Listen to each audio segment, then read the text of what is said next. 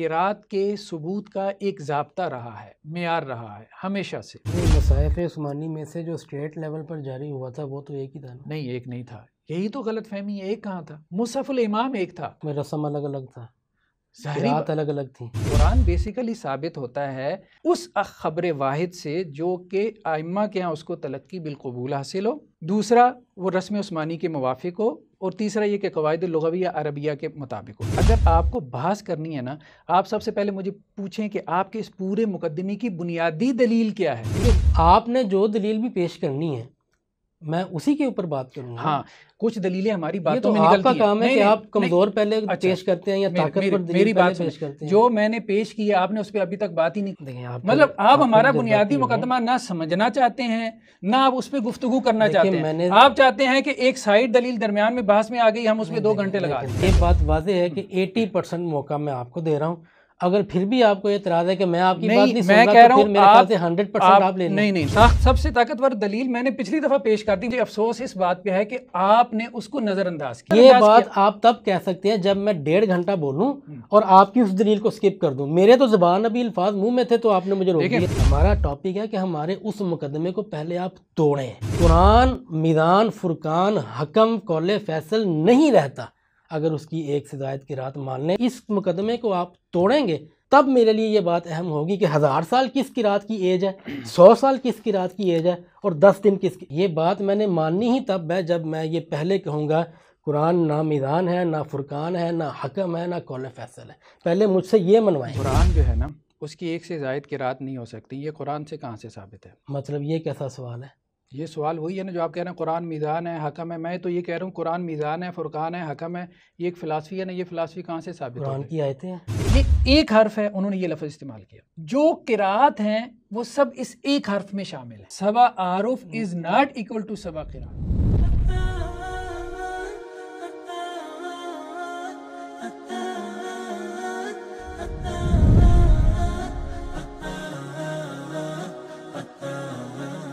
بسم اللہ الرحمن الرحیم۔ ناظرین السلام علیکم۔ پروگرام مکالمہ کے سیزن 2 کی 2nd ایپیسوڈ میں خوش آمدید۔ ناظرین، گزشتہ نشست سے ہم نے جس موضوع کا آغاز کیا تھا وہ ہے قرآن میں قرات کے اختلافات۔ آج ہم اسی موضوع کو آگے بڑھائیں گے۔ حسب دستور میرے ساتھ موجود ہیں ڈاکٹر حافظ محمد زبیر صاحب۔ السلام علیکم رحمۃ اللہ۔ جی وعلیکم السلام۔ بہت شکریہ ایک مرتبہ پھر آپ تشریف لائے۔ جزاکم اللہ، جزاکم اللہ۔ ڈاکٹر صاحب، گزشتہ گفتگو کا خلاصہ جی اگر آپ بیان کرنا چاہیں تو تاکہ ہم بات کو آگے بڑھائیں۔ بسم اللہ الرحمن الرحیم۔ ایک بات بہت اہم ہے جو ہماری سابقہ گفتگو کو سمرائز کرنے میں بھی، اور جس سے بہت ساری غلط فہمیاں بھی پیدا ہوئیں ان لوگوں کے ہاں جنہوں نے قرات کا انکار کیا، اس بات کو نہ سمجھنے کی وجہ سے۔ عام طور پہ ایک مس انڈرسٹینڈنگ یا غلط فہمی یہ ہے کہ جی رسم تھا مصحف کا، چونکہ اس پہ نقطے نہیں تھے، اس پہ اعراب نہیں تھے، تو جس نے جو مرضی آیا پڑھ دیا، ٹھیک ہے، اور بیسیکلی یہی قرات ہے۔ یہ بہت بڑی غلط فہمی ہے۔ جو لوگ قرات کو مانتے ہیں وہ کس طرح سے مانتے ہیں؟ جیسے ایک حدیث ہے نا، حدیث کو جو ماننے والے ہیں انہوں نے کہا کہ جی اگر کوئی حدیث جو رسول اللہ صلی اللہ علیہ وسلم کی طرف منسوب ہے ان شرائط کے اوپر پوری اترے تو وہ حدیث ہے، وہ اتھینٹک ہے، وہ ہمارے نزدیک سورس آف شریعہ ہے۔ وہ 5 شرائط ہیں: راوی عادل ہوں، ضابط ہوں، سند متصل ہو، اس میں کوئی علت یا شذوذ نہ ہو۔ یہ نہیں ہے کہ قرآن مجید جس نے بھی جس طرح سے پڑھ دیا تو اس کو آپ قرات مان لیں، ایسا کبھی بھی نہیں ہوگا، ٹھیک ہے۔ قرات کے ثبوت کا ایک ضابطہ رہا ہے، معیار رہا ہے ہمیشہ سے۔ کوئی چیز بطور قرات ثابت کیسے ہوتی ہے؟ اس میں جو بنیادی کرائیٹیریا وہ یہ ہے کہ 3 کنڈیشنز ہیں، 3 شرائط ہیں۔ اگر کوئی قرات اس کے اوپر پوری اتر جائے، بھلے وہ 7 عشرہ ہو، ٹھیک ہے، وہ اس کے اوپر پورا اترنا ضروری ہے۔ اور اگر کوئی قرات ان 3 کنڈیشنز پہ پوری نہیں اتر رہی، بھلے 7، 10 کیا 70 اماموں سے بھی ہو، آپ اس کو سائڈ پہ رکھ دیں گے۔ بہتر۔ یہ ایگریڈ اپان چیز ہے۔ 3 شرائط، ٹھیک ہے۔ 3 شرائط میں سب سے پہلی شرط یہ ہے کہ وہ صحت سند سے ثابت ہو، یعنی اس قرات کو آپ رسول اللہ صلی اللہ علیہ وسلم تک پہنچائیں گے صحیح سند کے ساتھ، ٹھیک، اور وہ ائمہ قراء کے ہاں مقبول بھی ہو، جسے کہتے ہیں تلقی بالقبول اس کو حاصل ہو۔ اچھا، بعض لوگ اس طرف گئے ہیں کہ جی تواتر کی شرط ہے، یعنی رسول اللہ صلی اللہ علیہ وسلم تک وہ قرات پہنچے تواتر کے ساتھ، لیکن جو محققین قراء ہیں انہوں نے تواتر کی شرط نہیں لگائی، اس کو ہم آگے ڈسکس کرتے ہیں۔ لیکن یہ ہے کہ سند کی شرط سب نے لگائی ہے، ٹھیک ہے۔ سند کی شرط کے بعد اختلاف ہو گیا ہمارے ہاں عام طور پہ جو اصولیین ہیں، جو فقہا ہیں، ٹھیک ہے، جو قراء یعنی جن کا قرات فیلڈ نہیں ہے، اصولیین میں آپ شارحین حدیث میں آپ کو کچھ ائمہ مل جائیں گے جو کہتے ہیں قرات تواتر سے منقول ہوں تو پھر قرآن بنتی ہے، ورنہ نہیں بنتی۔ لیکن جو محققین قراء ہیں وہ کہتے ہیں کہ سند میں تواتر ضروری نہیں ہے، یعنی وہ بھی تواتر وہ والی بات نہیں کر رہے جو غامدی صاحب کہہ رہے ہیں قولی تواتر۔ اصولیین جب کہہ رہے ہیں تو وہ یہ کہہ رہے ہیں تواتر سے مراد سندی تواتر، ٹھیک ہے، زید نے بکر سے لیا، بکر نے حمید سے لیا، حمید نے انس سے لیا، وہ سندیں باقاعدہ موجود ہوں، کتابوں میں لکھی ہوں، سارا کچھ ہو، وہ سندی تواتر کہتے ہیں۔ تو اصولیین فقہا وغیرہ اس طرف گیا ہے کہ سندی تواتر ضروری ہے قرات کے ثبوت کے لیے، لیکن محققین قراء کا کہنا یہ ہے کہ صحیح سند سے ثابت ہونا ضروری ہے، ٹھیک ہے۔ لیکن ساتھ میں انہوں نے ایک اضافی شرط لگا دی کہ اس قرات کو جو صحیح سند سے ثابت ہے تلقی بالقبول حاصل ہو، کس کے ہاں؟ قراء کے ہاں۔ قراء نے اس کو، یعنی قراء جن کی یہ اسپیشلائزیشن ہے، جن کا یہ فیلڈ ہے، سائیکالوجسٹ جو ہے ان کا فیلڈ ہے نا، میڈیکل سائنس ڈاکٹرز کا فیلڈ ہے، انجینئرز کا فیلڈ ہے، تو قرات قرآن یہ قراء کا فیلڈ ہے۔ ہر دور میں قراء جو ایکسپرٹس رہے ہیں ان کے ہاں اس کو تلقی بالقبول حاصل ہو جائے۔ یہ تلقی بالقبول دوسری شرط ہے؟ نہیں، یہ پہلی شرط ہی ہے، سند کے ساتھ ہے۔ سند کے ساتھ انہوں نے کہا تواتر ضروری نہیں ہے، محققین قراء نے کہا تواتر ضروری نہیں بلکہ تلقی بالقبول ہونا ضروری ہے۔ سند یعنی اخبار احاد سے قرات ثابت ہوتی ہے، ٹھیک ہے، اخبار احاد سے قرات ثابت ہوتی ہے، صحیح سند ہو، لیکن اس کے ساتھ اضافی طور پہ یہ بات ہے کہ وہ قراء نے اس سند کو قبول کر لیا ہو، قراء کے ہاں اس کو قبول عام حاصل ہو گیا۔ دوسری انہوں نے شرط یہ بیان کی کہ وہ مصاحف عثمانیہ میں سے کسی ایک مصحف کے رسم کے مطابق ہو۔ ایک مصحف نہیں تھا، مصاحف ایک سے زائد تھے، 5 تھے، 7 تھے، 4 تھے، 6 تھے، جتنے بھی تھے، لیکن ایک سے زائد تھے۔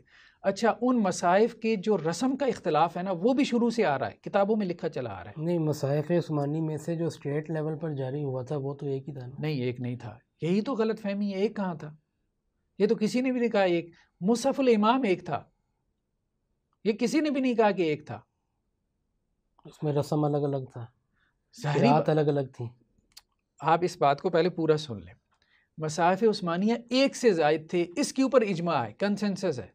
ہاں، اب اس میں اختلاف ہو گیا کہ وہ 7 تھے، 8 تھے کہ 9 تھے، ٹھیک ہے، ایک سے زائد کے اوپر اتفاق ہے۔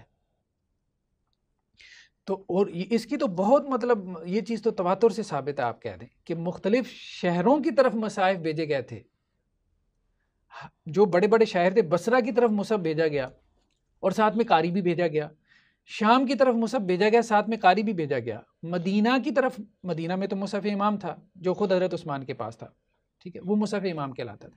مکہ کی طرف مصحف بھیجا گیا، ساتھ میں جو ہے وہ قاری بھی بھیجا گیا، ٹھیک ہے، کوفہ کی طرف مصحف بھیجا گیا، ساتھ میں قاری بھی بھیجا گیا۔ جو دوسرے شہروں میں مصاحف بھیجے گئے ہیں یہ مختلف تھے؟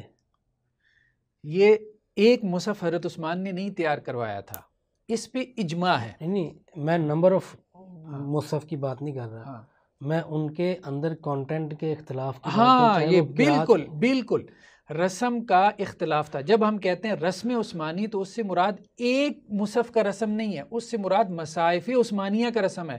آپ قرات کی ہر کتاب میں، مطلب جہاں پہ بھی آپ بحث دیکھیں گے نا، وہاں مصحف عثمانی نہیں ہوگا، وہاں کیا ہوگا؟ مصاحف عثمانیہ کے رسم کے مطابق ہو، یا یہ الفاظ ہوں کہ مصاحف عثمانیہ میں سے کسی مصحف کے رسم کے مطابق ہو قرات۔ ٹھیک ہے، یعنی کہ دوسری شرط یہ ہے کہ مصاحف عثمانی میں سے کسی ایک کے مطابق اس کا رسم الخط ہونا چاہیے، اور وہ جو مصاحف عثمانیہ کا رسم تھا وہ شروع سے چلا آ رہا ہے، آج تک موجود ہے، تواتر کے ساتھ منقول ہے، متواتر، وہ سب کو پتہ ہے۔ جس طرح سے قرات منقول ہیں، اسی طرح سے ان کا رسم بھی آگے تواتر سے منقول ہوا ہے۔ تیسری چیز کیا ہے؟ تیسری چیز ہے کہ وہ قواعد لغویہ عربیہ کے موافق ہو، یعنی عربی زبان کے کسی نہ کسی قاعدے اور ضابطے کے مطابق ہو وہ قرات. ایسی تو کوئی قرات ہو ہی نہیں نہ سکتی جو عربی زبان کے بنیادی قواعد کے خلاف کھڑی ہو، وہ تو ممکن نہیں. تو دیکھیں اصل بات یہ ہے کہ قرات کے ثبوت کے لیے بنیادی جو سب سے بنیادی ترین معیار وہ صحت سند ہے. یہ کہنا کہ جی مصحف تھا، مصحف کے اوپر چونکہ نقطے نہیں لگے تھے، اعراب نہیں لگے تھے، زیر زبر پیش نہیں تھی، وہ بعد میں لگے، ٹھیک ہے مان لیا بعد میں لگے، شروع میں نہیں تھے. ہمارے سامنے مصاحف موجود ہیں. آج ایک مصحف سے میں نے انشاءاللہ سے کچھ تلاوت بھی کرنی ہے اپنے ایک چیز کو نا سپورٹ کرنے کے لیے، جو پہلی صدی ہجری کا مصحف ہے. یہ بات ٹھیک ہے کہ نقطے وغیرہ اعراب وغیرہ بعد میں لگے، لیکن یہ کہنا کہ اس سے جتنا کچھ نکل سکتا تھا لوگوں نے نکال لیا قرات کے نام پہ، یہ غلط ہے. دیکھیں مالکے جو ہے نا، مالکے کو الف کے بغیر لکھا گیا ہے مصحف کے اندر، اس کو رسم عثمانی میں اس کو الف کے بغیر لکھا گیا. مالک میم الف کے ساتھ بھی لکھا جا سکتا ہے اور میم کے اوپر کھڑی زبر ڈال کے بھی لکھا جا سکتا ہے، تو اس کو الف کے بغیر لکھا گیا. کیوں الف کے بغیر لکھا گیا؟ تاکہ دونوں قرات اس میں سما جائیں، مالک بھی اور ملک بھی، دو قرات ہیں. مالک یوم الدین کھڑی زبر میم کے اوپر ڈالیں گے تو مالک بن جائے گا، میم کے اوپر پڑی زبر ڈالیں گے تو ملک بن جائے گا. تو دونوں قرات ثابت ہیں. اچھا جب تک اعراب نہیں لگے تھے اس کو ملک بھی پڑھا جاتا تھا، پڑھا جا سکتا تھا نا. نہیں لوگ کیسے پڑھتے تھے یا کیسے پڑھا جا سکتا تھا یہ تو ایک نہیں، ہم ایک کھلی ڈومین ہے. ہاں ہم ایک چیز اسٹیبلش کر رہے ہیں نا، اس کو پہلے سمجھے. مالک اور ملک کے علاوہ اس کو ملک بھی پڑھا جا سکتا تھا، لیکن نہیں پڑھا گیا یا ایسی کوئی قرات مروی نہیں ہے. تو اس سے کیا ثابت ہوا کہ یہ بات کہنا تو بہت ہی سطحی سی بات ہے، بیس لیس ہے، کہ جو نکل سکتا تھا لوگوں نے وہ پڑھ دیا. اگر جو نکل سکتا تھا تو پھر جو نکل سکتا تھا وہ سب قرات ہوتی، وہ سب قرات نہیں ہے. جن لوگوں نے قرات کو مانا انہوں نے پہلی شرط یہ لگائی کہ بھائی رسم میں سے نکل سکتا ہو. اس سے پہلے شرط یہ ہے کہ وہ جو رسم میں سے نکل سکتا ہے اس کو رسول اللہ صلی اللہ علیہ وسلم کے قدموں تک پہنچاؤ. جو لوگ قرات کو نہیں بھی مانتے نا، میں بھی تو کہتا ہوں کہ وہ باقی قرآن نہیں ہے، وہ بھی میں نے آج تک نہیں دیکھا کہ وہ یہ کلیم کرتے ہوں کہ لوگوں نے یہ حرکت کی ہے کہ جو نکل سکتا تھا انہوں نے نکال لیا. اس انداز میں تو وہ بھی نہیں بیان کرتے. میں آپ کو اس کے ثبوت دوں گا انشاءاللہ سے، ہاں باقاعدہ انشاءاللہ سے. ٹھیک، لوگوں نے بیان کیا کہ نہیں اس کو ابھی آپ رہنے دیں، اس کو ہم بعد میں دیکھیں گے. لوگوں سے مراد تو نہیں جو ہاں ہم فکر غامدی ڈسکس کر رہے ہیں اور ان کے ہم نواز جو ہیں، انشاءاللہ سے. یہ میں نے ابھی تک نہیں سنا کہ جہاں سے لوگوں نے چاہا نکال لیا. جی جی. اچھا تو اصل بات یہ ہے کہ یہ 3 شرائط ہیں، ٹھیک ہے. ان شرائط کے اوپر کوئی قرات کوالیفائی کرے تو وہ قرات ثابت ہے. اس کے علاوہ جو رسم سے نکل سکتا ہے اس کی بحث نہیں ہو رہی، اس کی بات نہیں ہو رہی. اس میں بھی اہم چیز ہم نے کہا تھا یہ ہے کہ وہ قرات رسول اللہ صلی اللہ علیہ وسلم کے قدموں تک پہنچتی ہو. اب جو پہلے ہم نے 4 ایپیسوڈ کیے تھے نا، مجھے اصل میں اپنی اس بات کے ساتھ اپنی بات کو جوڑنا ہے. پہلے 4 ایپیسوڈز میں ہمارا مقدمہ یہ تھا کہ قرآن ہو یا سنت ہو، دین کس سے ثابت ہوتا ہے؟ خبر واحد سے. ٹھیک ہے. آپ نے ایک بات کہی تھی کہ جی مجھے یہ سمجھ میں آیا کہ فقہا کا اور یہ علماء کا تو روایتی موقف وہی ہے جو غامدی صاحب کا ہے. ٹھیک ہے. تو اس پہ ہم نے اس وقت کچھ حوالے دیے تھے اور ہم نے کہا تھا کہ جو انہوں نے 2-4 حوالے بیان کیے وہ ان کی غلط فہمی تھی، جو ابن عبد البر وغیرہ کو انہوں نے نقل کیا یا امام شافعی کو انہوں نے نقل کیا. اب ہم آتے ہیں اس بات کی طرف کہ قرآن کیسے ثابت ہوتا ہے، اس پہ سٹیٹمنٹس کیا ہیں فقہا کی. تو یہ ہمارے سامنے ابھی ہم نے کھولی ہے النشر فی القراءۃ العشر. ابن جزری جو ہے یہ سب سے اتھارٹی ہے، کوئی بات کوئی شک نہیں. تو ابن جزری یہ کہتے ہیں کہ ہر قرات جو کسی عربی قاعدے کے موافق ہو، ووافقت احد المصاحف العثمانیہ، مصاحف عثمانیہ میں سے کسی ایک مصحف کے موافق ہو جائے، دوسری، اور تیسری کیا، وصح سندھا، اور اس کی سند صحیح ہو، تواتر نہیں، سند صحیح ہو. ٹھیک ہے. تو یہ کیا ہے، فہی القراءۃ الصحیحہ التی لا یجوز ردها ولا یحل انکارها. یہ وہ قرات صحیح ہے جس کا رد نہ جائز ہے نہ اس کا انکار جو ہے وہ صحیح ہے. اور یہی وہ احرف 7 ہیں جن کے اوپر اللہ نے قرآن کو نازل کیا اور ان کا قبول کرنا لوگوں کے اوپر واجب ہے. ٹھیک ہے. تو اب آگے چل کے وہ بات لکھتے ہیں کہ یہ جو میں بات بیان کر رہا ہوں نا کہ یہ 3 شرائط ہیں، تیسری یہ کہ اس کی سند صحیح ہو، یہ بات جو ہے صرح بذالک الامام الحافظ، ٹھیک ہے، یہ اب قرات کے بہت بڑے امام ہیں، جو قاری ہیں ان کو پتہ ہے، قاری مقری۔ آپ نے سند صحیح ہونے کا ذکر بھی کر دیا، اور متن میں شذوذ اور علت نہ پائی جائے یہ بھی آپ نے بتا دیا۔ نہیں، اس متن اور شذوذ وہ تو حدیث کی بات ہے نا۔ اس کا مطلب اس میں جو مرضی ہو بس سند کافی ہے۔ تین چیزیں بتائی ہیں نا۔ نہیں، آپ نے تین میں وہ چیز نہیں بتائی ابھی تک۔ متن شذوذ کے اس سے کوئی تعلق ہی اس نہیں سے مطلب آپ یہ کہنا چاہ رہے ہیں کہ ایک دفعہ یہ 3 شرطیں آ گئیں، سند صحیح ہو گئی، اس کے بعد رسم جو تھا وہ مصاحف عثمانی کے مطابق بھی ہو گیا، تلقی بالقبول بھی ہو گیا، عربی کے قواعد بھی نہیں ٹوٹ رہے، ان 3 شرطوں کے بعد وہ قرآن ہے۔ یہ کون کہہ رہا ہے؟ ابن جزری کہہ رہے ہیں۔ ابن جزری کہہ رہے ہیں۔ اب آگے سن لینا کون کہہ رہے ہیں۔ آپ مان رہے ہیں نا کہ یہ قرآن ہے؟ یہی ہے نا، یہی ہے، بالکل ہے، مان ہی رہے ہیں، اسی لیے تو بتا رہے ہیں۔ مطلب میں نے جو سوال پوچھا تھا کہ اس میں آپ شذوذ علت کو نہیں دیکھ رہے، شذوذ بھلے مطلب کچھ کا کچھ ہو علت جائے، کا جو نام لیتا ہے نا، بھلے اس کو بھلے وہ چیز ہضم ہو یا نہ ہو، جو شذوذ علت کا نام لیتا ہے نا، وہ سٹوپڈ آدمی ہے، وہ سٹوپڈ آدمی ہے۔ مطلب اس کو اتنا نہیں پتا کہ یہ اصول حدیث کی بحث ہے، اس کا قرات سے کیا تعلق ہے۔ لیکن یہ لوگوں نے بنائے ہیں نا اصول، یہ آسمانی تو نہیں ہم ہے، یہ انسانی ہے نا۔ یہاں اگر نہیں ہے ابھی ہم ان احادیث کا جب مطالعہ کریں گے نا، آپ اصل میں بات جو ہے نا پہلے پوری سن لیں۔ امت کس پہ کھڑی ہے؟ امت کس پہ کھڑی ہے؟ آپ تو امت نہیں ہے نا، یہ تو جان لینا، یہ تو مان لینا بھائی امت اس پہ کھڑی ہے۔ آپ شذوذ علت کی جتنی بحثیں کرنا چاہتے ہیں پہلے یہ مان لیں کہ ہم ایک شرذمہ قلیلہ ہیں، ہم ایک چھوٹی سی جماعت ہیں، ٹھیک ہے، 150-200 لوگ ہیں ہم۔ پہلے اس کو اسٹیبلش کر لینے دیں کہ یار ائمہ کیا کہہ رہے ہیں، ائمہ دین کیا کہہ رہے ہیں۔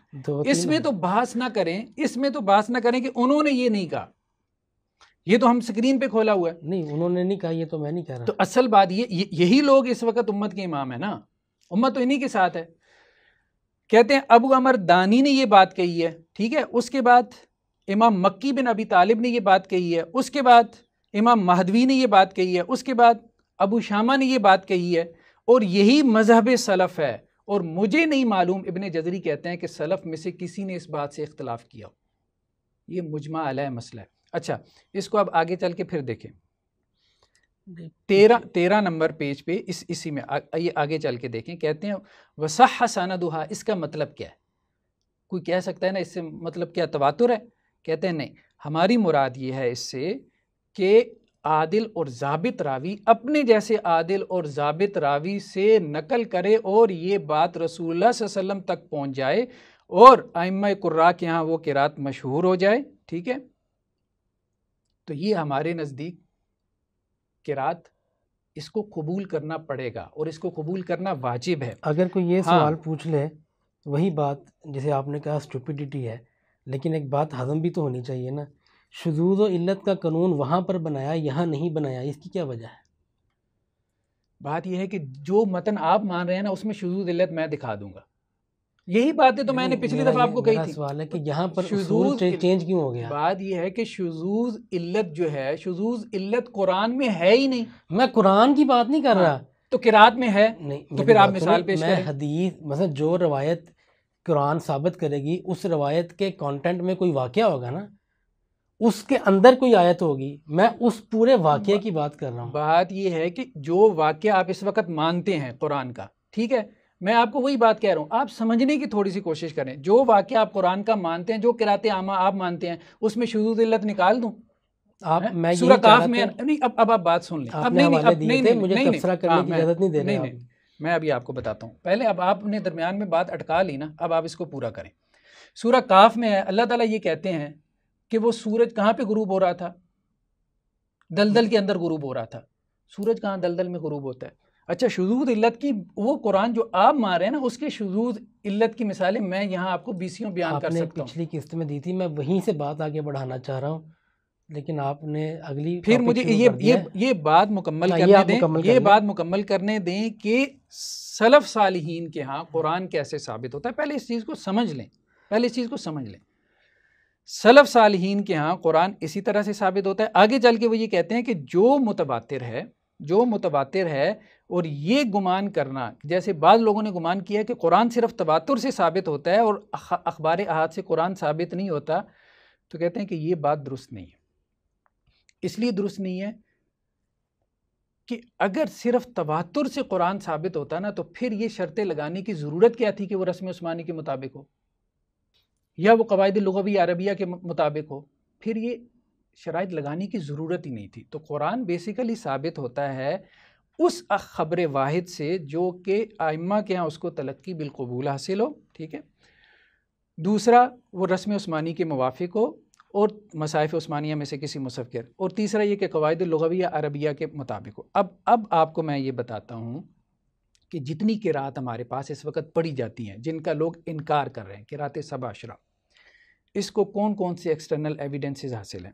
سب سے پہلی چیز تو یہ ہے کہ یہ صحیح سند سے ثابت ہے، دوسرا اس کو تلقی بالقبول حاصل ہے قراء کے ہاں، تیسری بات یہ ہے کہ یہ مصاحف عثمانیہ میں سے کسی مصحف کے مطابق ہے، اور وہ بھی میں نے کہا کہ وہ چلا آ رہا ہے، اور وہ مصاحف عثمانیہ جو اوریجنل ہیں وہ تو ابھی ہمارے پاس محفوظ نہیں ہے، لیکن ان سے جو کاپیڈ ہیں وہ موجود ہیں، ان سے بہت ساری چیزیں جو ہے وہ ویریفائی کیے جا سکتی ہیں۔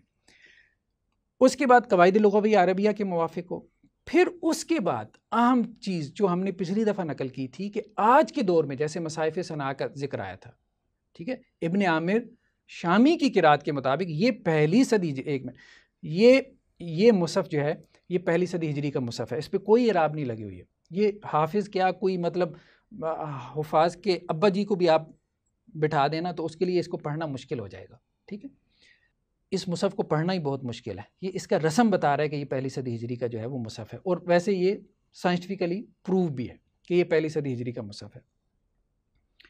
یہ سورہ کہف کی آیت ہے۔ اب یہاں پہ جب ہم دیکھتے ہیں اس مصحف میں ما لہم من دونہ من ولی ولا یشرک کے بجائے تشرک لکھا ہوا ہے، 7 میں سے 6 قاریوں کے ہاں یہ یشرک ہے، ہمارے ہاں بھی ولا یشرک فی حکمہ احدا، سورہ کہف میں اس طرح سے ہے۔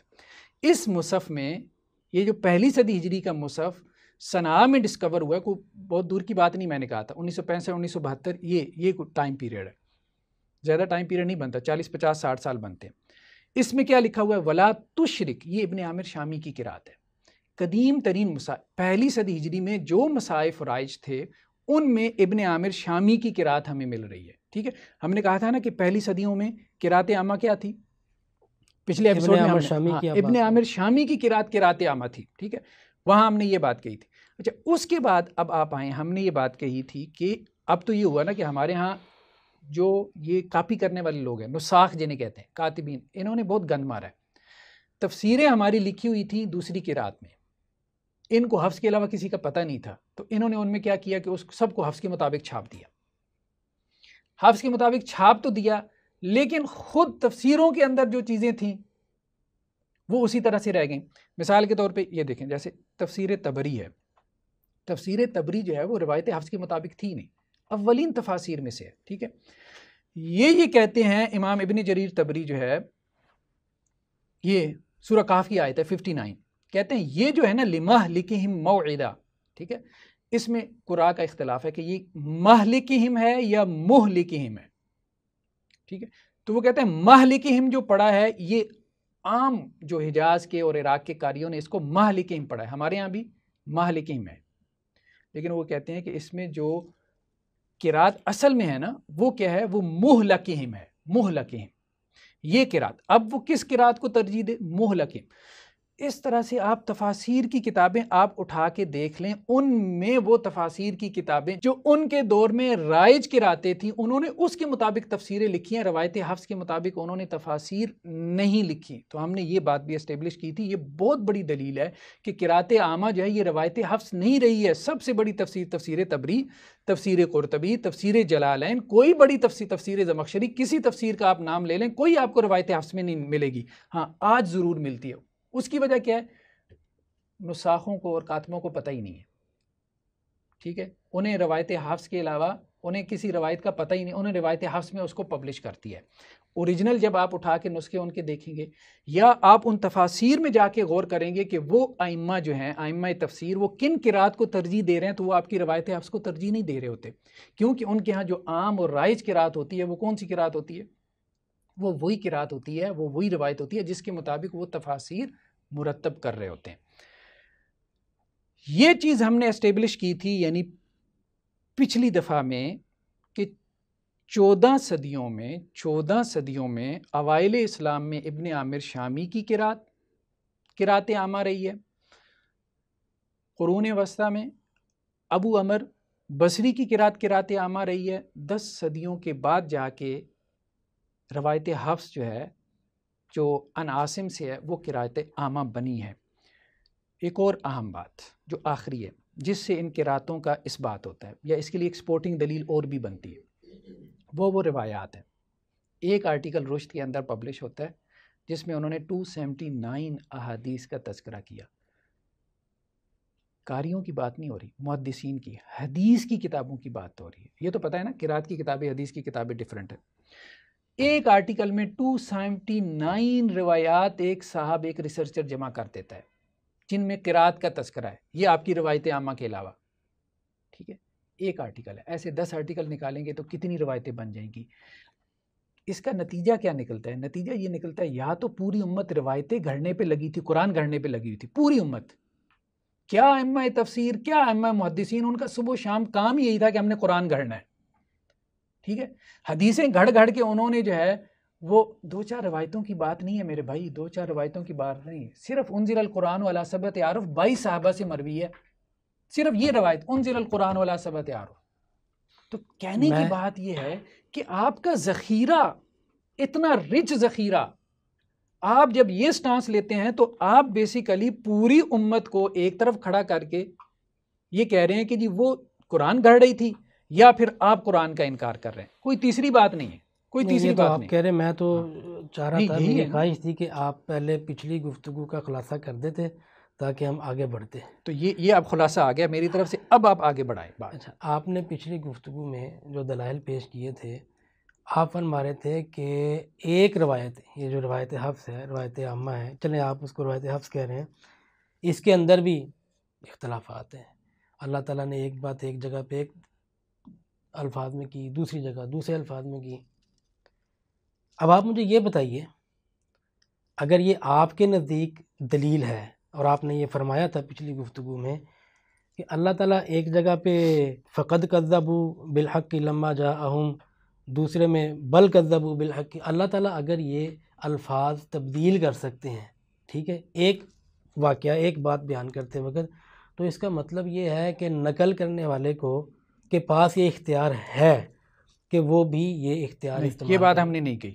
اگر آپ کو یہ انڈرسٹینڈنگ ڈیولپ ہوئی ہے نا تو یہ بالکل غلط ہے. آپ اس سے پھر اپنی مراد واضح کریں، کیونکہ آپ کے وہ الفاظ تھے. لیکن اصل بات یہ ہے، نہیں اصل بات یہ ہے، دیکھیں بات یہ، اگر آپ کو بحث کرنی ہے نا، آپ سب سے پہلے مجھے پوچھیں کہ آپ کے اس پورے مقدمے کی بنیادی دلیل کیا ہے. دیکھیں ہم جب فکر غامدی پہ ہم نے بحث کی نا، ہم نے اس پہ بحث نہیں کی کہ انہوں نے کیا. دیکھیں اگلا بندہ 100 دلیلیں بیان کرتا ہے، ٹھیک ہے، کچھ دلیلیں کی تھی نا. نہیں میری بات، میرے سوالات تو نہ روکیں آپ. نہیں میری بات پہلے سن لیں، میری بات پہلے سن رہا ہوں. اگر آپ نے مجھ سے مکالمہ کرنا ہے نا، ٹھیک ہے، تو مجھ سے یہ پوچھیں کہ آپ قرات کو مانتے ہیں، اس کی بنیادی ترین دلیل کون سی ہے، پھر اس کا جواب لے کے آئے. میں تو 50 دلیلیں بیان کروں گا، آپ کیا کریں گے؟ میری سب سے کمزور دلیل، اچھا وہ کمزور ہے بھی نہیں، اس پہ بھی میں بحث کر سکتا ہوں، لیکن آپ کیا کریں گے؟ سب سے کمزور دلیل کو لا کے ایک بحث کھڑی کر دیں گے. میرے خیال میں اس کا فائدہ نہیں ہوگا. آپ اگر بنیادی دلیل پہ بحث کر لیں گے نا، میرا تو ابھی سوال پورا ہی نہیں ہوا، تو آپ نے یہ فرما دی، ساری گفتگو آپ نے کر دی کہ میں آپ سے، دیکھیں آپ نے جو دلیل بھی پیش کرنی ہے میں اسی کے اوپر بات کروں گا. ہاں کچھ دلیلیں ہماری باتوں میں نکلتی ہیں. آپ کا کام ہے کہ آپ کمزور پہلے پیش کرتے ہیں یا طاقتور دلیل پہلے پیش کرتے ہیں. جو میں نے پیش کی ہے آپ نے اس پہ ابھی تک بات ہی نہیں کی. مجھے موقع دے رہے ہیں آپ. نہیں آپ نے میری جو دیکھیں نا، اب آپ نے ترتیب الٹی ہے نا، اس بات کو اچھی طریقے سے سمجھیں. دیکھیں یہ پہلی آپ نے پیش کی تھی، ہم اسی وقت پچھلی ایپیسوڈ نکال سکتے ہیں کہ یہ بات کس ٹائم پہ ہوئی تھی.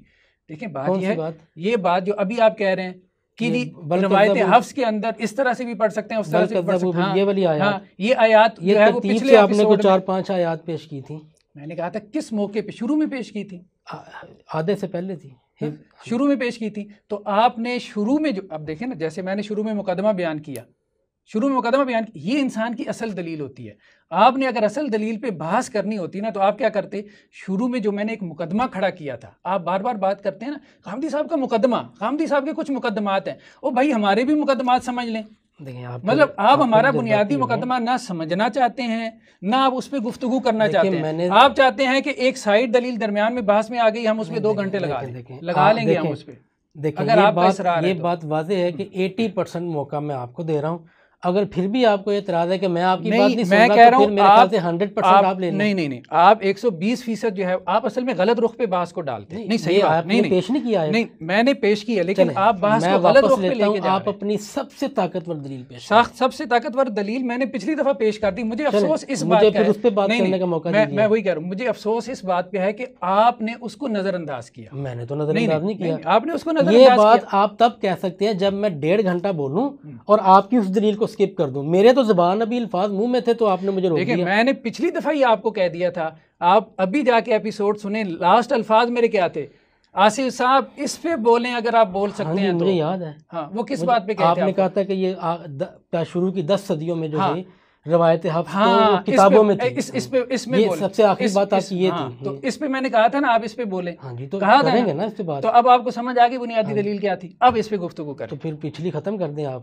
کیا اگر بنیادی دلیل پر بات لازمی کرنی چاہیے؟ میں نہیں کہتا، میں نہیں کہہ رہا کہ آپ لازمی کریں، آپ یہ کہیں نہیں۔ دیکھیں اصل میں آپ نے کام کیا کیا، جب بات آئی اس میں بھی ہماری جب وہ بحث ہوئی کیا نام ہے کہ جی آپ اس پہ دلیل لے آئیں غامدی صاحب کی طرف سے کہ جی قرآن اجماع اور قولی تواتر سے نقل ہوتا ہے، آپ کبھی دائیں ہو جاتے ہیں کبھی آپ بائیں ہو جاتے ہیں۔ دیکھیں بات ابھی تک آپ نے اس کی بھی دلیل نہیں پیش کی، آپ نے ابھی تک بھی اس کی دلیل نہیں پیش کی کہ قرآن مجید اجماع اور قولی تواتر سے نقل ہوتا ہے، اس کی دلیل کیا ہے کتاب و سنت سے؟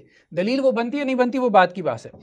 اصل بات یہ ہے، میں نے جواب دیا تھا ذرائع انتقال کو قرآن موضوع نہیں بناتا، آپ نے کھینچ تان کر خبر واحد کی دلائل پیش کیے تھے، میں نہیں اس طرح پیش کرنا چاہتا۔ آپ یہی بات ہے نا، آپ کے پاس دلیل ہے ہی نہیں نا، سیدھی سی بات ہے، آپ کے پاس دلیل ہے نہیں۔ آپ لوگ بات کرتے ہیں کتاب و سنت، کتاب و سنت، فلسفہ ایک بناتے ہیں، کہتے ہیں کتاب و سنت دلیل ہے، اچھا اس کے بعد بات کیا کرتے ہیں جی اس کی دلیل کتاب و سنت سے ہو کیسے سکتی ہے؟ اس کی دلیل تو ہو ہی نہیں سکتی، ذرائع انتقال تو کتاب و سنت کا موضوع ہی نہیں ہے۔ بات یہ ہے کہ ہم نے تو پورا ایپیسوڈ لگایا ہے، مجھے یاد ہے آپ نے امام شافعی دیکھا نا، ایک ایپیسوڈ میں آپ امام شافعی کا اقوال پیش کر رہے ہیں اور اگلی میں اگر میں پیش کر رہا ہوں تو آپ نے کہا ان کو سائیڈ پہ رکھ دیں۔ قرآن مجید کی آیات پیش کی ہیں نا، قرآن مجید کی آیات پیش کی ہیں۔ دیکھیں بات یہ ہے، اس بات کو سمجھنے کی کوشش کریں۔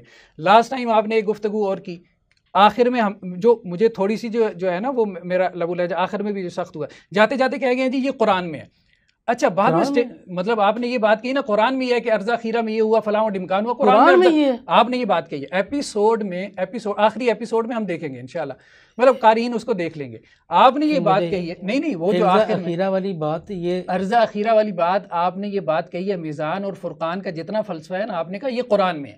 فَإِذَا قَرَأْنَاهُ فَاتَّبِعْ، اس آیت کے حوالے سے، اس آیت کے حوالے سے آپ کے الفاظ ہیں وہاں ریکارڈڈ ہیں، میرے کیا الفاظ تھے وہاں؟ آپ کے الفاظ یہی تھے کہ یہ چیز قرآن میں ہے، ہم اس کو قرآن میں دیکھیں گے۔ میں اسی پہ تو گرم ہوا تھا، یہ قرآن میں کہاں سے آ گیا؟ یہ آیت کیا آپ نے کہا کہ آپ ابھی نہ بتائیں، لا تحرک بہ لسانک لتعجل بہ ان علینا جمعہ، اس پہ ہم گفتگو کر لیتے ہیں نا، اس پہ ہم گفتگو کر لیتے ہیں نا، انشاءاللہ اس پہ گفتگو ہوگی۔ لیکن کہنے کا مقصد یہ ہے کہ آخر میں ایک ایسے بات کر کے آپ اٹھ جاتے ہیں بھئی قرآن میں ہے تو پہلے ثابت کریں قرآن میں ہے، کہاں سے آ گئی؟ اب دیکھیں کہنے کا مقصد یہ، میں یہ کہہ رہا ہوں کہ 300 روایات ہیں، احادیث ہیں، نہیں پہلے اٹھا کے پھینک دیں۔ نہیں پہلے وہ بات جو آپ نے کہا کہ میں نے کہا کہ یہ قرآن میں ہے، میں نے صرف اتنا کہا تھا کہ میں اس آیت کو بناؤں، آپ نے کہا میں تو اس کو بھی نہیں مان رہا، میں نے کہا جب اس کی باری آئے گی آپ انکار کر دیجیے گا۔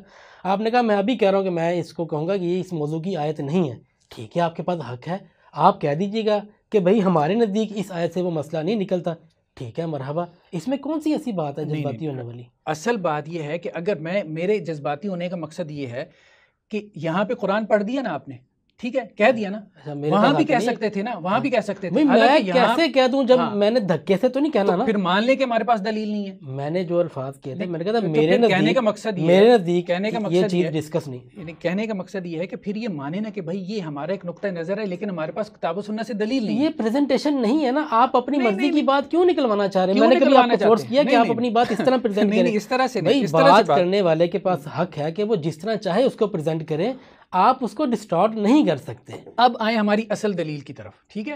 اصل دلیل میں نے کیا کہی تھی لاسٹ ٹائم میں، اگر اس کا آپ کے پاس جواب نہیں ہے تو پھر ہم آگے چلتے ہیں، اس پہ بھی چلتے ہیں جو آپ کہنا چاہتے ہیں، لیکن ہم اس پہ باری باری جا کے جائیں گے، اس طرح سے نہیں جائیں گے۔ میں تو یہی چاہ رہا تھا کہ جس ترتیب سے آپ نے گفتگو فرمائی اسی ترتیب سے ہم چلتے جس ترتیب سے میں نے گفتگو فرمائی تھی تو اس ترتیب سے تو وہ آدھے گھنٹے بعد آئی ہے جو بات آپ کر رہے ہیں۔ یہ دلیل آپ نے پہلے دی تھی، ہم اس طرف ہی آ رہے ہیں۔ تو کہنے کا مقصد یہ ہے کہ جس ترتیب سے میں نے گفتگو کی ہے اگر آپ کو اسی ترتیب سے چلنا ہے تو شروع میں جو ایپیسوڈ میں جو گفتگو کی ہے اس سے لے کے چلے. ٹھیک ہے, یہ بات سمجھنے کی کوشش کریں. دیکھیں بات یہ ہے کہ اگر آپ یہ چاہتے ہیں کہ اگلا آپ کے موقف سے کنونس ہو تو سب سے پہلے یہ دیکھیں کہ اس کی مضبوط ترین دلیل کیا ہے. مضبوط ترین دلیل کیا ہے ابھی میں آپ کو بتاتا ہوں. آپ کا پہلا پوائنٹ, یہ پچھلی گفتگو کا پیج ہے, پہلا پوائنٹ تھا کہ لکھے ہوئے کو عام آدمی نہیں پڑھ پائے گا, وہ ہمیشہ وہی پڑھتا ہے جو اس کو یاد ہوتا ہے. اس کے سامنے کوئی اور مصحف کوئی اور رسم الخط آتا ہے لیکن وہ اس کو فالو نہیں کر پاتا. اسی کو تو میں نے آج اسی ایپیسوڈ میں شروع میں یہی بات تو میں نے بیان کی ہے. یہ آپ کی پہلی بات تھی. اس کے بعد چلتے چلتے آج میں نے انفورس کی ہے یہی بات چلتے چلتے وہ جو ہے نا کہ شروع کی 10 صدیوں میں ابن عامر شامی کی روایت تھی, وہ بالکل نصف گفتگو کے بعد آپ نے بات شروع کی تھی. اب پہلی بات کیا ختم بھی اس پر کی تھی. میں ابھی آپ کو بتاتا ہوں. پہلی بات یہ آ گئی کہ اصل خبر ہے. پچھلے ایپیسوڈ میں بھی پہلی بات یہ تھی, آج بھی آتی ہی میں نے گفتگو کہاں سے وہ آپ نے کہہ دیا, وہ واضح خبر کہ خبر آپ یہ ثابت کر دیں کہ جو قرات آپ کے پاس ہیں آپ کے پاس ان کی سندیں نہیں ہیں. جیسا آپ نے کہا کہ جی سب سے پہلے سب سے مضبوط دلیل تھی, ٹھیک ہے ہم وہاں سے سٹارٹ کر دیتے ہیں. یہ بات آپ نے سب سے زیادہ سٹریس دے کر کہی تھی. نصف گفتگو کے بعد آپ نے یہ بات کوٹ کرنا شروع کی اور آپ کا آخر بھی اسی پر تھا, اختتام, کہ اسی کو آپ نے اگلی گفتگو میں بھی پیش کرنا, اور اگر نہ کر پائے تو پھر آپ کے پاس کوئی دلیل نہیں. اب اگر آپ کو ساری چیزیں یاد ہوتی ہیں, اب اگر تھوڑا سا زور ڈالیں تو میں نے آپ کو ایک مختصر جواب, یہ بھی ریکارڈ پہ ہے ویڈیو میں, مختصر جواب اسی وقت یہی دیا تھا اور ابھی بھی وہیں سے سٹارٹ کروں گا. ہمارے نزدیک, میرے نزدیک اس چیز کی کوئی اہمیت نہیں ہے کہ اس قرات کا نام کیا تھا یا وہ قرات ان 7 8 10 میں سے کون سی تھی. یہ دلچسپی کا موضوع نہیں ہے. دلچسپی کا موضوع یہ ہے کہ ایک ہی ہوگی, جو اگر وہ ابن عامر شامی کی تھی تو پھر وہی قرات عامہ ہوگی. اگر روایت حفص واقعی ہی 1000 سال بعد دریافت ہوئی ہے تو وہ ہمارے نزدیک پھر شاذ ہے, پھر ہم اس کو نہیں لیں گے. یہ چیز ایک ضمنی چیز ہے, ٹھیک ہے, آپ نے کہہ دیا تھا. اگر اس مقدمے کو مان لیا جائے کہ شروع میں ابن عامر شامی کی روایت تھی یا دوری تھی, یہ ان کے بارے میں آپ نے بتایا, اگر یہ مقدمہ ٹھیک ہے, یہی اسٹیبلش ہوتا ہے, اسٹیبلش ہسٹری اس کی تصدیق کرتی ہے, تو ہماری بات پھر بھی وہیں کھڑی ہے. پھر یہ قرات عامہ ہے. ہمارا مقدمہ اصل میں یہ ہے نہیں کہ پک اینڈ چوز کس قرات کو کرنا ہے. یہی الفاظ میرے تھے کہ سلیکشن ہمارا ٹاپک نہیں ہے. حفص ہے یا ورش ہے یا کوئی بھی ہے, سلیکشن ہمارا ٹاپک نہیں ہے. ہمارا ٹاپک, یہ الفاظ میں دہرانے لگا ہوں, یہی پہلے والے الفاظ ہیں. ہمارا ٹاپک ہے کہ ہمارے اس مقدمے کو پہلے آپ توڑیں. قرآن میزان, فرقان, حکم, قول فیصل نہیں رہتا اگر اس کی ایک سے زائد قرات مان لیں, بھلے فرق پڑتا ہے مطلب میں یا بھلے نہیں. اس مقدمے کو آپ توڑیں گے تب میرے لیے یہ بات اہم ہوگی کہ 1000 سال کس قرات کی ایج ہے, 100 سال کس قرات کی ایج ہے, اور 10 دن کس قرات کی ایج کتنی ہے, کس قرات کو کتنا تواتر ہے. یہ ٹاپک میں تب بناؤں گا جب میں نے ان میں سے پک کرنی ہوگی کوئی ایک قرات, وہ میں تب کروں گا. اور وہ میں تب کروں گا جب میں یہ مانوں گا کہ قرات متعدد ہو سکتی ہیں, وہ سب قرآن ہوں گی. یہ بات میں نے ماننی ہی تب ہے جب میں یہ پہلے کہوں گا قرآن نہ میزان ہے, نہ فرقان ہے, نہ حکم ہے, نہ قول فیصل ہے. پہلے مجھ سے یہ منوائیں. جی اب مجھے یہ بتائیں, قرآن جو ہے نا اس کی ایک سے زائد قرات نہیں ہو سکتی, یہ قرآن سے کہاں سے ثابت ہے؟ مطلب یہ کیسا سوال ہے؟ یہ سوال وہی ہے نا جو آپ کہہ رہے ہیں قرآن میزان ہے, حکم ہے. میں تو یہ کہہ رہا ہوں قرآن میزان ہے, فرقان ہے, حکم ہے. یہ ایک فلسفی ہے نا, یہ فلسفی کہاں سے ثابت ہے؟ قرآن کی آیتیں ہیں. پڑھنا شروع کروں؟ پڑھے. سورہ شورى آیت نمبر 17. اللہ الذی انزل الکتاب بالحق والمیزان وما یدریک لعل الساعة قریب. آپ باری باری تبصرہ کرتے جائیں. آیات تو قرآن, آپ کہہ رہے ہیں کہ آیت نکالوں, چلیں اب یہ بات بھی میری ریکارڈ پہ آئے, میں تسلی کے ساتھ کہہ رہا ہوں یہ بھرا پڑا ہے قرآن. یہ نہیں کہ میں نے کوئی تردد کر کے 2 آیتیں نکالنی ہیں. یہ تو وہی بات ہے, دکھائیں تو قرآن میں توحید کا ہے, جس طرح ایک شخص کچھ دن پہلے کہہ رہا ہے بھرا پڑا ہے. بہت سادہ ہیں آپ, میں کہہ رہا ہوں بہت سادہ ہیں آپ. میں ابھی آپ کو بتاتا ہوں, کوئی غلام احمد قادیانی کو کہے نا کہ بھائی تم نبی ہو, اس کی دلیل کہاں سے ہو؟ کہ نبی اور رسول کے الفاظ سے قرآن بھرا پڑا ہے. او بھائی نبی اور رسول کے الفاظ سے قرآن بھرا پڑا ہے, تم جو نبوت اور رسالت کا مفہوم مراد لے رہے ہو وہ مجھے قرآن سے دکھاؤ. تمہارا نام بھی قرآن میں ہوگا, احمد نام, ٹھیک ہے, مجھے اس سے کوئی کنسرن نہیں ہے. اسی بیس پر تو ہم نے مجھے یہ کنسرن ہے کہ جو تم نے ایک صفحے میں بیان کیا ہے, ایک پیراگراف میں جو تم نے بیان کیا ہے, مجھے میزان کے لفظ سے کنفرم نہیں ہے، میں نے کیوں انکار کرنا ہے بھائی میزان کا لفظ قرآن میں ہے کہ نہیں ہے؟ مجھے پتا آپ یہ نہیں کہے گے قرآن کے میزان ہونے کی بات ہو رہی ہے، لفظ کی تو بات نہیں ہو رہی۔ تو بات یہ ہے کہ اس کا معنی کیا ہے، سب سے پہلی بات یہ اس بات کو سمجھنے کی کوشش میں سمجھنے کے لیے تیار ہوں۔ اب بھائی قرآن جب میزان کا لفظ اپنے لیے استعمال کرتا ہے تو اس کی مراد کیا ہے؟ میں ابھی آپ کو بتاتا ہوں یہ چیز اتنا کھل کے سامنے آئے گی نا تو انشاءاللہ سے اب اس کے بعد جو ہے نا کوئی مسائل اور کوئی پرابلم جو ہے وہ باقی نہیں رہ جائیں گے۔ اس کو پہلے تو ہم غامدی صاحب سے سمجھتے ہیں، پھر ہم یہ سمجھتے ہیں نہیں غامدی صاحب نہیں، غامدی صاحب بھی تو ڈسکس کر رہے ہیں، کتاب کھولی ہوئی ہے میں نے، ٹھیک ہے، میں عبارت پڑھنے لگا ہوں، اسکرین شاٹ آئے گا، فکر غامدی کو ڈسکس ضرور کر رہے ہیں، بالکل وہی تو کریں لیکن گے۔ قرآن کو غامدی صاحب نے ڈسکرائب نہیں کرنا، قرآن خود بتائے گا میں کیا ہوں، بات یہ یا اللہ کے رسول اس کی تشریح کریں گے۔ ہم فکر غامدی ڈسکس کر رہے ہیں، بالکل کر رہے ہیں، بالکل کر رہے ہیں۔ تو پھر آپ اس حوالے سے ضرور کوٹ کیجئے کہ ان کا موقف کیا ہے۔ آپ کا موقف وہ نہیں ہے جو ان کا نہیں، میں یہ نہیں کہہ رہا، لیکن قرآن کا میزان سے مراد کیا ہے یہ قرآن نے بتانی ہے، غامدی صاحب نے نہیں بتانی، یہ قرآن نے بتانا۔ اچھا پہلے مجھے میں نے قرآن کو میزان اس لیے مانا کہ قرآن خود کہتا ہے میرے نزدیک میرا فہم غلط ہو سکتا ہے، میں قرآن کو میزان اس لیے آج تک سمجھتا ہوں کہ میں یہ سمجھتا ہوں، ہو سکتا ہے غلط سمجھ، کہ قرآن خود اپنے آپ کو میزان کلیم کرتا ہے، قرآن خود اپنے آپ کو حکم اور فرقان کلیم کرتا ہے۔ اگر میرا یہ شک دور ہو جائے گا میں یہ واپس لے لوں گا۔ میں نے اس لیے نہیں مانا کہ غامدی صاحب نے اس کو کہا ہے۔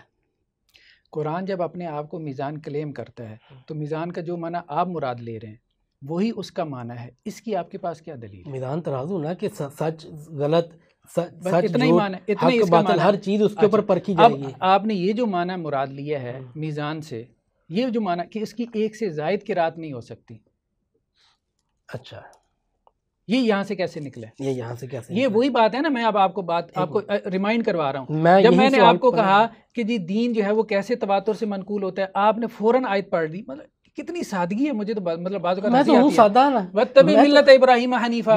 وہ بھائی ملت سے آپ کا سنت کی ساری فلسفی کہاں سے ثابت ہو گئی؟ وہ جو پوری عبارتیں ہیں سنت یہ وہ فلاں ڈمکان، اب آپ کی میزان کی پوری فلسفی ہے جو یہاں منقول ہے، ٹھیک ہے، یہ پوری فلسفی جو ہے اس لفظ میزان میں کہاں پہ بند ہے؟ اگر وہ لفظ میزان میں بند تھی تو نہ صحابہ کو سمجھ میں آئی، نہ تابعین کو سمجھ میں آئی، 1400 سال بعد ایک بندے کو سمجھ میں آ گئی۔ قرآن کو میزان صحابہ نہیں سمجھتے تھے، آج غامدی صاحب نے پہلی دفعہ مجھے بتائیے صحابہ کی رات کو مانتے تھے؟ مختلف قرات کو ہاں پہلے موجود تھی، ارضا قرا کے بعد ختم ہو گئی، اب نہیں پیش کر سکتے، ہم تو یہی سمجھتے ہیں۔ نہیں آپ سمجھتے ہیں اور بات ہے، کیونکہ وہ لہجے کے فرق تھے۔ نہیں آپ سمجھتے ہیں اور بات ہے، صحابہ قرات کو مانتے تھے کہ نہیں؟ قرات میں قرآن پڑھتے تھے کہ نہیں؟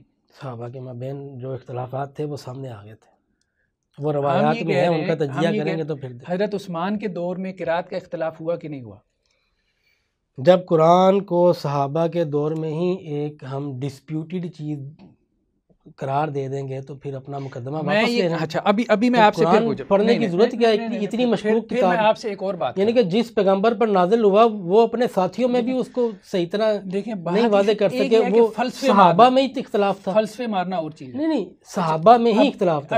آپ ایسا کریں نا، آپ ایک عالم دین ہونے کی حیثیت سے یہ مقدمہ دنیا کے سامنے پیش کر دیں کہ غیر مسلموں کے سامنے، وہ مدعو ہیں نا، ہم دائی ہیں، کہیں کہ بھائی ہم جس قرآن کی طرف آپ کو بلا رہے ہیں نا، جو پہلی نسل رسول کے ساتھیوں کی، اس میں بھی ڈسپیوٹ تھا، پھر دیکھتے ہیں وہ آپ کی دعوت کیسے مانتے ہیں۔ میں یار کیا کہہ رہا ہوں آپ کو، 300 روایتیں ہیں، 1400 سال سے امت یہ مقدمہ پیش کرتی چلی آ رہی ہے، آپ مجھے کہہ رہے ہیں کہ آپ غیر مسلموں کے سامنے پیش کر دیں۔ 1400 سال زندگی گزر گئی یہی سنتے سنتے، قرآن ایک ہے، زیر زبر کا اختلاف نہیں ہے، زیر زبر مجھے اچھا میں صحیح بخاری اس وقت کھولوں کہ اس میں یہ روایتیں ہیں کہ آپ وہ غامدی صاحب والی بات سے نہیں آپ چھوڑیں اس بات کو، پہلے مجھے یہ بتائیں، حدیث کی کتابوں میں لکھا ہوا ہے کہ حضرت عثمان کے دور میں قرات کے اختلاف ہوئے، صحیح بخاری میں لکھا ہوا ہے، سینکڑوں حدیثیں ہیں، آپ ان کو جھٹلا رہے ہیں، آپ کہہ رہے ہیں صحیح بخاری میں جھوٹ لکھا ہوا ہے۔ نہیں یہ تو آپ کہہ رہے ہیں، نہیں یہ آپ ہی کہہ رہے ہیں نا، آپ ہی کہہ رہے ہیں نا، پھر ان روایتوں کی کیا توجیہ ہے آپ کے پاس؟ چلیں آپ روایتیں بچا لیں، میں قرآن نہیں پھر آپ روایتوں کو جھوٹا لیکن جس طرح اگر آپ ایموشنلی اٹیک کر رہے ہیں زبیر بھائی، میں بہت معذرت کے ساتھ، آپ پتہ کیا پکچر پیش کر رہے ہیں، مجھے کہنے دیں، آپ مجھے میرے سامنے 2 آپشن رکھ رہے ہیں کہ یا تو حدیث بچا لو یا اس کی گستاخی کر دو، تو کیا قرآن کے ساتھ یہ نہیں ہم کہہ رہے ہیں؟ یہ جملے ہی آپ کے یہی بات کہہ رہے ہیں، یہ جملے ہی آپ کے بتا رہے ہیں کہ آپ کس طرف جا رہے ہیں۔ آپ نے کہا نا حدیث کو جھٹلا دیں، میں واضح موقف دیتا ہوں، میرے لیے حدیث تو ہے نا سر کا تاج ہے، لیکن جب میں قرآن اور حدیث میں کمپیریزن آ جائے گا نا، مجھے ایک چیز چوز کرنی پڑے گی، تو یہ اللہ کا کلام ہے، میری بات سنیں، قرآن اللہ کا کلام ہے۔ میری بات سنیں، صرف عقل آپ کے پاس ہے، امت میں کسی کے پاس عقل نہیں تھی. یہ ٹھیک ہے، یہ ایک سطح کی دلیل ہے، یہ ایک کسی کے سطح پاس کی دلیل ہے. کسی کو یہ ٹکراؤ نظر نہیں آتا، کسی کی قرآن سے ویسی جذباتی وابستگی نہیں ہے جیسے آپ کی ہے. مطلب آپ وکھرے پیدا ہو گئے ہیں یار. نہیں ایسی بات نہیں ہے. مطلب یہ ہے کہ تو کہنے کی بات سمجھنے کی کوشش کریں یار. پوری امت جو ہے، پوری امت کی وابستگی ہے قرآن کے ساتھ ویسی آپ سے زیادہ اٹیچمنٹ والی ہے. وہ بھی جو ایک ایک رات میں قرآن کھڑے ہو کے ختم کرتے تھے، جنہوں نے ساری زندگی جو ہے وہ قرآن کی خدمت میں گزاری. وہ جو مفسرین جنہوں نے 30 جلدوں میں تفسیریں لکھی ان سے قرآن سے کوئی تعلق نہیں تھا. وہ سارے قراتوں کو مان رہے ہیں. کہنے کا مقصد یہ ہے کہ بات کو سمجھنے کی کوشش کریں. آپ کے پاس کوئی تیسرا آپشن نہیں ہے. سینکڑوں روایتوں کو جھٹلا دیں جیسے غامدی صاحب نے جھٹلا دیا. انہوں نے کہا تو افسانہ ہے، ان کے لیے تو آسان کام ہے. پھر کہتے ہیں منکر حدیث کہتے ہیں ہمیں. بات یہ ہے کہ یہ آسان کام ہے. ادھر سے کہتے ہیں جی تواتر سے منقول علم. او بھائی امام شافعی یہی تو سمجھا رہے تھے کہ ایک اجماعی علم ہوتا ہے، ایک علم عام ہے، اس کا انکار کرنے سے بندہ دوسری طرف چلا جاتا ہے بارڈر کے. یہ وہی اجماعی علم ہے جس کے اوپر پوری امت کھڑی ہے. پوری امت کو یہ میزان فرقان کا یہ معنی نہیں سمجھ میں آ رہا جو آپ کو سمجھ میں آ رہا ہے. لوگوں نے تفسیریں لکھ دی ہیں، وہ آپ سے زیادہ عربی جانتے تھے، سارا کچھ جانتے تھے نا، عرب تھے نا، بائی برتھ عرب تھے نا. انہیں میزان فرقان کا وہ معنی نہیں سمجھ میں آیا. انہیں نہیں سمجھ میں آیا کہ اس سے قرآن کا انکار ہو جائے گا قراتوں کو ماننے سے. وَأَنزَلْنَا مَعَهُمُ الْكِتَابَ وَالْمِيزَانَ لِيَقُومَ النَّاسَ بِالْقِسْطِ سے ایک بندہ کیا مراد لے؟ آپ بتائیں. یعنی کہ یہ صرف الفاظ ہیں، میزان صرف لفظ ہے، اس کا مطلب میزان نہیں ہے. یہ حکم، اور یہ صرف لفظ ہے، مطلب حکم نہیں ہے. میں ابھی آپ کو نا اصل میں ایک مثال سے میں نے کہا تھا مجھے پڑھنے دیں. جی آپ پڑھیے. مجھے غامدی صاحب کو پڑھنے دیں. آپ کو پھر میں آپ کو سمجھاتا ہوں اصل میں غلطی کہاں پہ. جی ٹھیک ہے، مجھے غلطی باتیں کر دیں. اس سے رسول اللہ صلی اللہ علیہ وسلم نے صحابہ کو قرآن دیا، ٹھیک ہے جی، صرف لفظ دیے تھے یا معنی بھی ان کے ساتھ تھا؟ سارا کچھ تھا، تو آپ کی ذمہ داری تھی. یہ تو نہیں تھا نا کہ لفظ دی اور کہا کہ جیب میں سے معنی نکال کے ڈالتے رہے. ایسے کیسے ہو سکتا ہے؟ ٹھیک ہے، سب سے پہلے ہم دیکھیں گے صحابہ سے قرآن لیا ہے نا، تو قرآن کے معنی کس سے لیں گے؟ صحابہ سے لیں گے. تو ہمارا ادھر کا مقدمہ شروع ہی آتا تھا کہ صحابہ کے اجماع سے. اب ذرا اس بات کو سمجھے، ذرا اس چیز کو میں اسٹیبلش کر رہا ہوں. غامدی صاحب کیا معنی بیان کرتے ہیں، صحابہ کیا بیان کرتے ہیں. پورا مقدمہ جہاں سے کھڑا ہوا ہے نا وہ قرآن کی یہ آیت ہے جو آپ نے لاسٹ میں پڑھی تھی.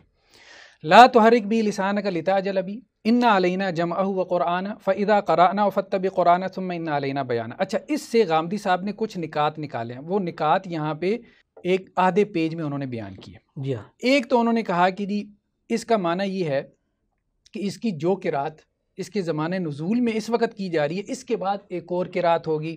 ٹھیک ہے، اس موقع پر اللہ تعالیٰ اپنی حکمت کے تحت اس میں سے کوئی چیز اگر ختم کرنا چاہیں گے تو اسے ختم کرنے کے بعد یہ آپ کو اس طرح پڑھا دیں گے کہ اس میں کسی سہو و نسیان کا کوئی امکان باقی نہ رہے گا. ٹھیک ہے. دوسرا نقطہ انہوں نے کہا کہ جی یہ دوسری قرات قرآن کو جمع کر کے ایک کتاب کی صورت میں مرتب کر دینے کے بعد کی جائے گی. سارے الفاظ قرآن کو کتاب کی صورت میں مرتب کر دینا، یہ کچھ بھی آیات سے نہیں نکل رہا. ٹھیک ہے، یہاں کوئی اس میں جو ہے وہ آیات میں کیا ذکر ہے وہ علینا جمع سے نکالا انہوں نے. نکالا ہے، میں یہی تو بات کہہ رہا ہوں. صحابہ نے کیا نکالا ہے؟ ٹھیک، ہم یہ اسی کی طرف آئیں گے نا. ثالثاً قرآن کے کسی حکم سے متعلق اگر شرح و وضاحت کی ضرورت ہوگی تو وہ بھی اسی موقع پر کر دی جائے گی، اور اس طرح سے یہ کتاب خود اس کے نازل کرنے والے ہی کی طرف سے جمع و ترتیب اور تفہیم و تبیین کے بعد ہر لحاظ سے مکمل ہو جائے گی. اب آپ دیکھیں کہ یہ آیات ہیں، اس سے غامدی صاحب ایک استدلال کر رہے ہیں. ہم نے یہ مقدمہ کھڑا کیا ہے کہ رسول اللہ صلی اللہ علیہ وسلم صرف الفاظ نہیں دے کے گئے. جو بندہ آئے یار اپنے معنی اس میں ڈالتا رہے، معنی ڈالتا رہے. میزان فرقان آپ اپنی جیب سے معنی نکالیں اس میں ڈال دیں. کوئی بھی نہیں کرا جیب سے نکال. سب سے پہلے کسی کا مانیں گے. سب سے پہلے صحابہ سے ہم نے قرآن لیا، لفظ لیا، وہ لفظ معنی سمیت تھا. لفظ معنی کے لیے ایک کنٹینر تھا، یہ نہیں تھا کہ ظرف تھا، خالی برتن تھا اور اس میں کوئی مضروف نہیں. صحیح کہہ رہے، پورا معنی کے ساتھ یہ قرآن آگے صحابہ تک منتقل ہوا. صحابہ اگر ہمیں معنی بتا دیں تو اس سے بڑھ کے کوئی معنی نہیں ہے. اچھا، یہ صحیح بخاری کی روایت ہے حضرت عبداللہ ابن عباس سے. اچھا، اب مجھے یہ بتانے کی کیا ضرورت ہے، لیکن بہرحال آپ کے تو علم ہے، لیکن سامعین کے لیے عبداللہ ابن عباس رضی اللہ عنہ وہ صحابی ہیں کہ رسول اللہ صلی اللہ علیہ وسلم نے انہیں سینے سے لگایا. ٹھیک ہے، اور سینے سے لگا کے کیا، اللہم علم التاویل، یا اللہ انہیں تفسیر کا علم سکھا. ٹھیک ہے، عام صحابی نہیں ہے. بالکل نہیں، بالکل. صحابہ میں سے تفسیر میں بھی جو امام المفسرین شمار ہوتے ہیں ان صحابہ میں سے رسول اللہ صلی اللہ علیہ وسلم کی خاص دعا ان کے لیے موجود. بالکل صحیح بخاری میں روایت ہے. وہ یہ کہتے ہیں، یہ اسکرین کے اوپر روایت جو ہے وہ شیئر ہو رہی ہے. حضرت عبداللہ بن عباس کہتے ہیں کہ یہ جو آیت ہے نا قرآن مجید کی، لا تحرک بی لسانک لتعجل بی، ہوتا یہ تھا کہ اللہ کے رسول صلی اللہ علیہ وسلم جو ہے وہ نزول وحی کے وقت بہت مشقت برداشت کرتے تھے. مشقت کیوں برداشت کرتے تھے؟ کہ حضرت جبریل علیہ السلام جو ہے وہ آتے تھے اور اللہ کے رسول کو یہ ہوتا تھا کہ یہ جلدی جلدی بول رہے ہیں تو میں بھی جلدی جلدی اب ان کے الفاظ کو دہراؤں جس کی وجہ سے مجھے یہ بھول نہ جائے. تو حضرت عبداللہ ابن عباس نے کہا کہ میں آپ کے سامنے اپنے ہونٹ ہلاتا ہوں جس طرح رسول اللہ صلی اللہ علیہ وسلم ہلاتے تھے. مطلب اتنا محفوظ کیا اس کو.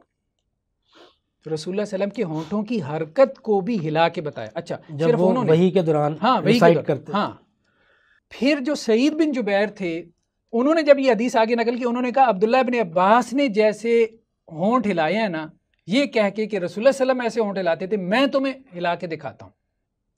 ایسے روایت مسلسل کہتے ہیں کہ اتنی محفوظ روایت کہ جس میں وہ کیفیت بھی ساتھ نقل ہو جائے کہ جس کیفیت کے ساتھ وہ روایت جو ہے وہ آگے نقل ہو رہی ہے. تو عبداللہ ابن عباس یہ کہتے ہیں کہ یہ جو اللہ تعالیٰ کے الفاظ ہیں نا، کہ ایک بات تو یہ ہوگی کہ لا تحرک بھی لسانک لتعجل بھی، اس سے مراد کیا تھی کہ آپ جلدی جلدی اپنی زبان کو حرکت نہ دیں، جلدی اس کو پڑھنے کی کوشش نہ کریں. کہ حضرت جبریل آتے تھے، آپ صلی اللہ علیہ وسلم کو قرآن سناتے تھے اور آپ جلدی جلدی اس کو کہ میں میمورائز کر لوں، مجھے بھول نہ جائے، جبریل علیہ السلام چلے نہ جائے. وہ سنقرئک کا فلا تنسى الا ما شاء، وہ بھی اسی لا تحرک بھی لسانک لتعجل بھی. اب کانٹیکس بھی یہی ہے. اس کانٹیکس میں اگلی آیت کا مفہوم کریں گے تو مفہوم پیکڈ ہوگا، سیاق و سباق کے مطابق ہوگا، جسے یہ کہتے ہیں نظم قرآن کے مطابق ہوگا. صحیح کہہ رہے ہیں، صحیح. نہ آگے مفہوم جوڑا ہو نہ پیچھے مفہوم جوڑا ہو. ٹھیک ہے، وہی مطلب وہ جو مثال ہمارے یہاں کہاوت ہے، بھان متی کا کنبا کہاں کی اینٹ اور کہاں کا روڑا. ٹھیک ہے، بھان متی کا کنبا جوڑا ہے، کہاں کی اینٹ کہاں کا روڑا. اب آپ دیکھیں گے کہ نظم قرآن میں اور صحابہ کرام نے جو تفسیر کی ہے 2، اور تیسرا شان نزول کی روایات، تینوں مل کے ایک مفہوم تک پہنچاتی ہیں. شان نزول سے مراد ہم نے کہا وہ کنٹیکسچول میننگ ہے. شان نزول کی روایات بتاتی ہیں کہ کس کانٹیکس میں یہ آیات نازل ہوئی. صحابہ یہ بتاتے ہیں کہ ہم اولین مخاطب تھے. ٹھیک ہے، ہمیں یہ آیات اس طرح سے سمجھ میں آئیں. سیاق و سباق یہ بتاتا ہے کہ یہ اس مفہوم میں پیکڈ ہے، اس سے ادھر ادھر جانے کی کوشش نہیں کرنی تم نے. یہ تینوں چیزیں اس مفہوم کے اوپر ثابت ہوتی ہیں، اور غامدی صاحب اس کے بالکل برعکس ایک مفہوم کی طرف ان آیات کو گھسیٹ کے لے کے جا رہے ہیں. اصل میں اس کے اوپر نا جذباتی اس لیے کہ بعد میں کہتے ہیں یہ قرآن میں ہے. بات یہ اتنا بڑا جملہ ہے کہ اس میں اللہ سے ڈرنا چاہیے کہ قرآن میں ہے. یہ بات آپ اس وقت کہہ سکتے ہیں جب اللہ کے رسول صلی اللہ علیہ وسلم کسی آیت کا معنی بیان کر دے، پھر تو آپ کہیں کہ یہ قرآن میں. ایون کہ علماء تو اتنا محتاط ہے، وہ کہتے ہیں ترجمہ قرآن بھی قرآن نہیں ہے. ترجمہ قرآن جو ہے وہ مترجم کا فہم ہے، وہ قرآن نہیں ہے. ترجمے 70 ہو سکتے ہیں، جی ایسا ہی ہے. ٹھیک ہے، ان میں اختلاف بھی ہوتا ہے. جو آپ کی انڈرسٹینڈنگ ہے وہ قرآن نہیں ہے، معذرت کے ساتھ جو آپ کو سمجھ میں آ رہا ہے. ٹھیک ہے، کسی کی بھی نہیں ہے. یہ جملہ کہنا کہ جی یہ قرآن میں ہے، اب یہ قطعی طور پہ ثابت ہے، باقی تم کہاں سے لے آئے ہو، یہ سارا ایٹیچیوڈ غامدی صاحب کے ہاں ملتا ہے. وہ قطعیت، وہ یقینیت کہ مجھے جو قرآن میں دیکھیں، آپ اس کو ایک انڈرسٹینڈنگ کے طور پہ لوگوں کے سامنے رکھیں. بھائی میری اوپینین ہے، مجھے یہ سمجھ آتا ہے، ویل اینڈ گڈ، کوئی حرج نہیں ہے. ٹھیک ہے، لیکن جب آپ اپنی انڈرسٹینڈنگ کو قرآن کب ہو سکتا ہے، میں ابھی آپ کو بتا رہا ہوں. یا تو آپ حدیث لے کے آئیں کہ رسول اللہ صلی اللہ علیہ وسلم نے اس کا یہ معنی بیان کیا، یا آپ صحابہ کرام سے لے آئیں، پھر بھی آپ کہہ سکتے ہیں کہ یہ قرآن میں ہے. یا آپ یہ کہہ دیں کہ امت کا اجماع ہو گیا، سب کو یہی مفہوم سمجھ میں آیا، پھر بھی آپ کہہ سکتے ہیں کہ قرآن میں ہے. آپ کو صرف سمجھ میں آیا اور آپ یہ کہنا شروع کر دیں قرآن میں، اس سے بڑی جو ہے نا وہ سطحی بات کوئی نہیں ہے. اور اسی سے ہی یہ سارے مسائل پیدا ہوتے ہیں، فرقہ واریت کے سارے مسائل اسی بنیاد پہ پیدا ہوتے ہیں. اب آپ دیکھیں کہ صحابہ اس کا کیا معنی کرتے ہیں. وہ یہ کہتے ہیں حضرت عبداللہ ابن عباس کہ یہ جو آیت ہے لا تحرک بھی لسانک لتعجل بھی ان علینا جمعہ سے مراد اس کی کتابت نہیں ہے. یہ خارج میں جو بک فارم ہے، بک فارم میں تو قرآن تھا ہی نہیں، اللہ کے وسلم کے زمانے میں تھا ہی نہیں. اس کے اوپر حدیثیں ہیں، پھر وہ حدیثوں کا انکار کریں گے. سیدھی سی بات ہے، انہوں نے انکار کر دیا حدیثوں کا. چلیں آپ وہ کمپلیٹ کر لیں. نہیں کمپلیٹ نہ کر دیں، مجھے تبصرہ کرنے نہیں. حدیثوں کا انکار کیا انہوں نے، سیدھی سی بات ہے. صحیح بخاری کی روایات ہیں، اللہ کے وسلم کے زمانے میں اس پہ امت کا اجماع ہے، امت کا اس کے اوپر اجماع ہے. اور 20 روایات ہیں کہ رسول اللہ کے زمانے میں قرآن ایک مصحف کی صورت میں نہیں موجود تھا. حضرت ابوبکر رضی اللہ عنہ نے اس کو ایک مصحف کی صورت دی، بلکہ وہ مصحف بھی نہیں تھا، صحف تھے. صحیح بخاری کی روایت کے الفاظ ہیں. تو وہ حدیثوں کا انکار کر کے بندہ اس مقدمے تک پہنچ سکتا ہے، ویسے نہیں پہنچ سکتا. تو حضرت عبداللہ ابن عباس یہ کہہ رہے ہیں کہ یہ جو آیت ہے قرآن مجید کی جمعہ لک فی صدرک، کیا معنی ہے اس کا؟ کہ ہم اس کو جمع کریں گے کہاں؟ فی صدرک، اے نبی صلی اللہ علیہ وسلم آپ کے سینے میں ہم اس کو جمع کر دیں گے، آپ کو میمورائز کروا دیں گے۔ یہ جو آپ کو ڈر اور خوف اور اندیشہ لاحق ہے کہ حضرت جبرائیل علیہ السلام جو پڑھ رہے ہیں اور اگر میں نے جلدی جلدی ان کے پیچھے پیچھے نہ پڑھا تو مجھے بھول جائے گا، یہ ہم نہیں ہونے دیں گے۔ انا علینا جمعہ کا معنی کیا ہے؟ حضرت عبداللہ ابن عباس کہتے ہیں جمعہ لکا فی صدرک، اور دوسرا کیا؟ قرآن کا معنی کیا ہے؟ وتقرأ، اور ہم اس کو آپ سے پڑھوا بھی دیں گے۔ فَإِذَا قَرَأْنَاهُ فَاتَّبِعْ قُرْآنَهُ، اب اس سے نکال لینا کہ جی کتابی صورت پتہ نہیں کہاں سے اٹھا کے لے آیا یہ معنی کتابی صورت، مطلب قرآن کوئی ایسے مطلب خالی ظروف کی مانند ہے کہ آپ اپنی جیب میں سے جو معنی اٹھائیں اور اس میں ڈال دیں اور پھر اصرار کریں کہ جی یہ قرآن کی دلیل ہم نے دے دی ہے اور آپ اس کو جو ہے وہ مان جائیں۔ اس کے بعد کہتے ہیں ثم ان علینا بیانہ، اس کا معنی کیا ہے؟ اچھا اس کا معنی اس روایت میں تو نہیں ہے، لیکن یہ ہے کہ ایک اور صحیح بخاری کی روایت ہے جس میں یہ معنی انہوں نے ثم ان علینا، اس سے پہلے فَإِذَا قَرَأْنَاهُ فَاتَّبِعْ قُرْآنَهُ میں کیا فرمایا انہوں نے؟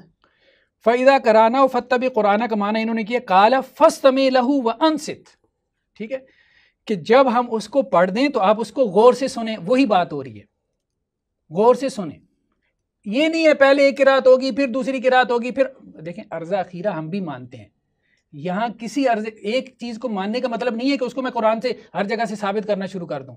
ایک چیز اگر میں مانتا ہوں، ٹھیک ہے، تو مجھے یہ کوئی حق نہیں پہنچتا کہ میں قرآن کی ہر دوسری آیت سے جو اس کو ایک چیز حدیث میں آئی ہے بھائی ٹھیک ہے وہ حدیث میں آئی ہے، عرضہ اخیرہ کا تذکرہ فَاتَّبِعْ قُرْآنَهُ، اس کا مطلب انہوں نے یہ بتایا ہے کہ جبریل امین کے پڑھنے کو آپ غور سے سنیں، غور سے سنیں، ٹھیک ہے، فَاسْتَمِعْ لَهُ، ٹھیک ہے، قَالَ فَاسْتَمِعْ لَهُ، اس کو غور سے سنیں، ٹھیک ہے، وَأَنصِتْ، اور خاموش رہیں، یعنی پڑھیں نہ، خاموشی سے سنیں، اس کو دہرائیں نہ۔ میں نے کہا تھا پیکٹ ہو جاتا ہے مفہوم کانٹیکس میں، لا تحرک بھی لسانک لتعجل بھی، اس کے کانٹیکس میں ان آیات کا یہی معنی اور مفہوم ہے، اچھا، جس کو ہم کنٹیکسچوئل میننگ کہتے ہیں۔ ثم ان علینا بیانہ، کیا کہتے ہیں؟ ثم ان علینا ان تقرأہ، بیان کا معنی کیا کیا ہے؟ کہ آپ اس کو پڑھیں۔ تو یہ حضرت عبداللہ ابن عباس رضی اللہ عنہ جو ہے اس آیت کا معنی اور مفہوم بیان کر رہے ہیں۔ جو معنی اور مفہوم آپ لوگ بیان کرتے ہیں پتہ نہیں کہاں سے لے آتے ہیں، میزان کا حکم فلاں ڈمکان، وہ جو آپ شروع میں کہہ رہے تھے، بات یہ ہے کہ یہ معنی کہاں سے لے آتے ہو، کہاں سے لے آتے، کیا سند ہے ان معنی کی؟ آپ اس بات کو غور کریں کہ آپ نے 300 حدیثوں کا انکار کرنا ہے، اس بات کو سمجھیں، 300 حدیثوں کا انکار کرنے کے لیے آپ کو حدیثیں چاہیے، کم از کم اس لیول کی دلیل چاہیے، یہ نہیں کہ مجھے یہ بات سمجھ میں آ رہی ہے اس بنیاد پہ میں 300 حدیثوں کا انکار کی پوزیشن لے لوں۔ او بھائی جو آپ کو سمجھ میں آ رہی ہے، آپ اپنی سمجھ کو حدیثوں سے ٹکرا رہے ہیں، آپ قرآن کو نہیں ٹکرا رہے، آپ جو جذباتی ہو رہے ہیں پھر قرآن کو چھوڑ دیں، نہیں قرآن کو چھوڑ، آپ قرآن کو نہیں، آپ اپنی سمجھ کو چھوڑیں گے، اس بات کو سمجھیں۔ اگر وہ قرآن ہوتا نا، اگر وہ قرآن ہوتا تو پوری امت کو سمجھ میں آتا، پوری امت کبھی بھی قرآن کی وجہ سے حدیثوں کو نہ لیتی۔ اگر پوری امت جو ہے ان کو لگتا کہ بھئی ہمیں قرآن چھوڑنا پڑے گا تو آپ کا خیال ہے وہ حدیثیں لے لیتی قرآن چھوڑ دیتی۔ بڑے بڑے ائمہ۔ اچھا یہ کس باب میں؟ یہ حدیث نمبر جو ہے 5 ہے، پہلا چیپٹر ہے کتاب بدء الوحی۔ اچھا، تو کہنے کا مقصد یہ ہے کہ اس بات کو سمجھنے کی کوشش کریں کہ صرف یہ بات کہ غامدی صاحب نے ایک معنی بیان کر دیا، میزان کا، فرقان کا، حکم کا، قول فیصل ہے، فلاں ہے، ڈمکان ہے، جو بھی ہے، ٹھیک ہے۔ میں نے تو ابھی شروع میں کہا تھا کہ میں اس لیے نہیں مان رہا کہ انہوں نے کہہ دیا ہے، ہمیں وہ معنی ایسٹیبلش کرنا پڑے گا، وہ معنی بھی کہ وہ رسول اللہ صلی اللہ علیہ وسلم سے آ رہا ہے، یا کم از کم صحابہ تک اس کی سند پہنچانی پڑے گی، نہیں تو پھر ہم زیادہ سے زیادہ یہ کر سکتے ہیں کہ بھائی مجھے یہ بات سمجھ میں آ رہی ہے، پھر کیا، میں یہی الفاظ تھے میرے، میں نے دیکھیں میں نے تردد کے ساتھ 3-4 مرتبہ دہرائی یہ بات کہ میری انڈرسٹینڈنگ میں غلط ہو سکتا ہوں، یہ الفاظ یاد ہے نا۔ اب اگر مجھ پر تو آپ کلیم نہیں کر سکتے کہ میں کچھ ٹھونپ رہا ہوں۔ اگر آپ یہ کہتے ہیں نا کہ یہ آپ کی انڈرسٹینڈنگ ہے، پھر آپ نے یہ جملہ کیوں کہا کہ قرآن چھوڑ دیں؟ پھر آپ یہ کہیں کہ کیا میں انڈرسٹینڈنگ چھوڑ دوں حدیثوں کی وجہ سے؟ پھر یہ جملہ بولے نا، پھر آپ کو اپنا جملہ سمجھ میں بھی آئے گا۔ اچھا، یہ اچھا نکتہ، بہت اچھا نکتہ آپ نے کہا۔ وہ اس لیے میں نے کہا کہ وہ جو میری انڈرسٹینڈ اس کے مطابق ان کو لے کے قرآن نیچے ہوتا نظر آ رہا ہے اس کے مطابق، اور وہ جو سمجھ ہے، وہ جو فہم ہے، اس میں غلطی کے امکان کو پہلے ہی تسلیم کر چکے ہیں۔ تو پھر غصہ کرنے والی کون سی بات؟ نہیں غصہ تو ہم کون سا کر رہے ہیں، غصہ ہم کون سا کر رہے ہیں، بات سمجھانے کے لیے بعض کا زور دینا پڑتا ہے، زور دیے بغیر بات سمجھ میں نہیں آتی. ہلکا بھی رکھ سکتے ہیں. اچھا یہ 5th نمبر ہے، یہ اور بھی جگہوں پہ ہے؟ اور بھی جگہوں پہ. آئیے حدیث نمبر 4929، ٹھیک ہے، اس میں ذرا کچھ اور تفصیل آ گئی. موضوع یہی ہے، یہی آیات ہیں، یہی آیات ہیں، انہی آیات 4929، کیونکہ یہ کتاب تفسیر القرآن ہے نا، یہ تفسیر قرآن کا چیپٹر ہے. اگلا جو ہے ہاں وہ بدل وحی کا ہے.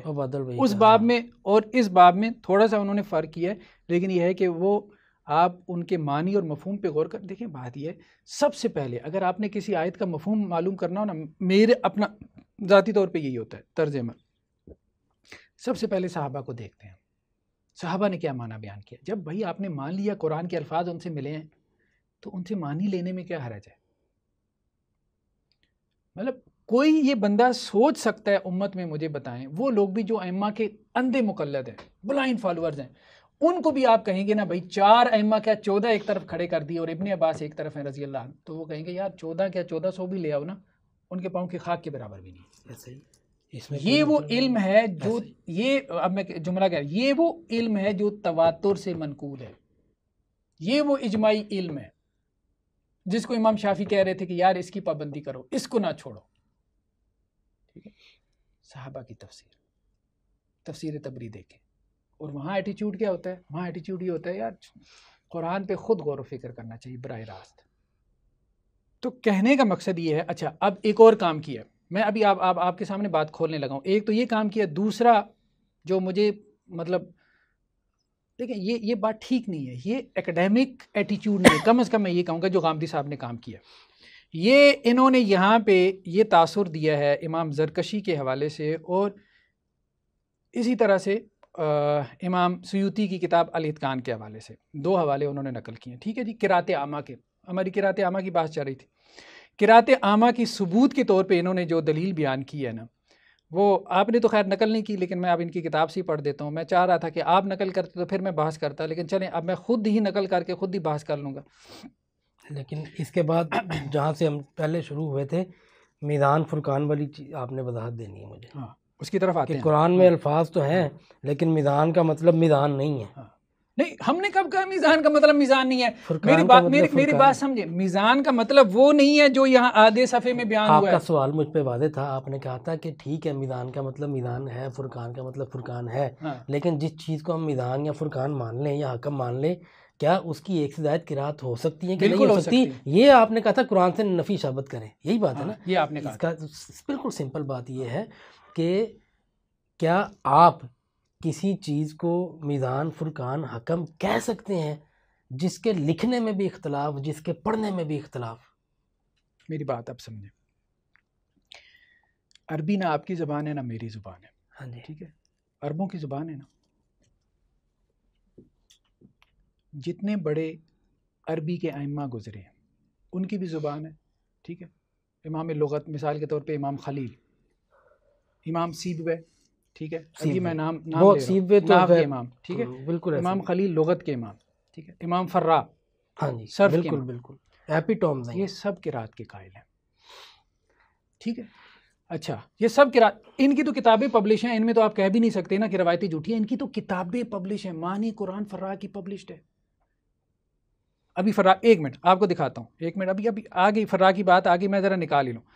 یہ معنی قرآن للفرا ہے، یہ میرے سامنے، ٹھیک ہے. یہ کہہ رہے ہیں کہ جی معنی القرآن میں سورہ یونس کی یہ آیت ہے، سورہ یونس کی، کأنما اغشیت وجوہہم قطعا من اللیل. اسی طرح سے ہے نا قرآن میں، کیا کہتے ہیں آگے؟ والقطع، تا کے سکون کے ساتھ، ایک قطع، تا کے اوپر کیا ہے؟ فتح ہے. ٹھیک ہے، قطعا من اللیل ہے، تا کے اوپر فتح ہے.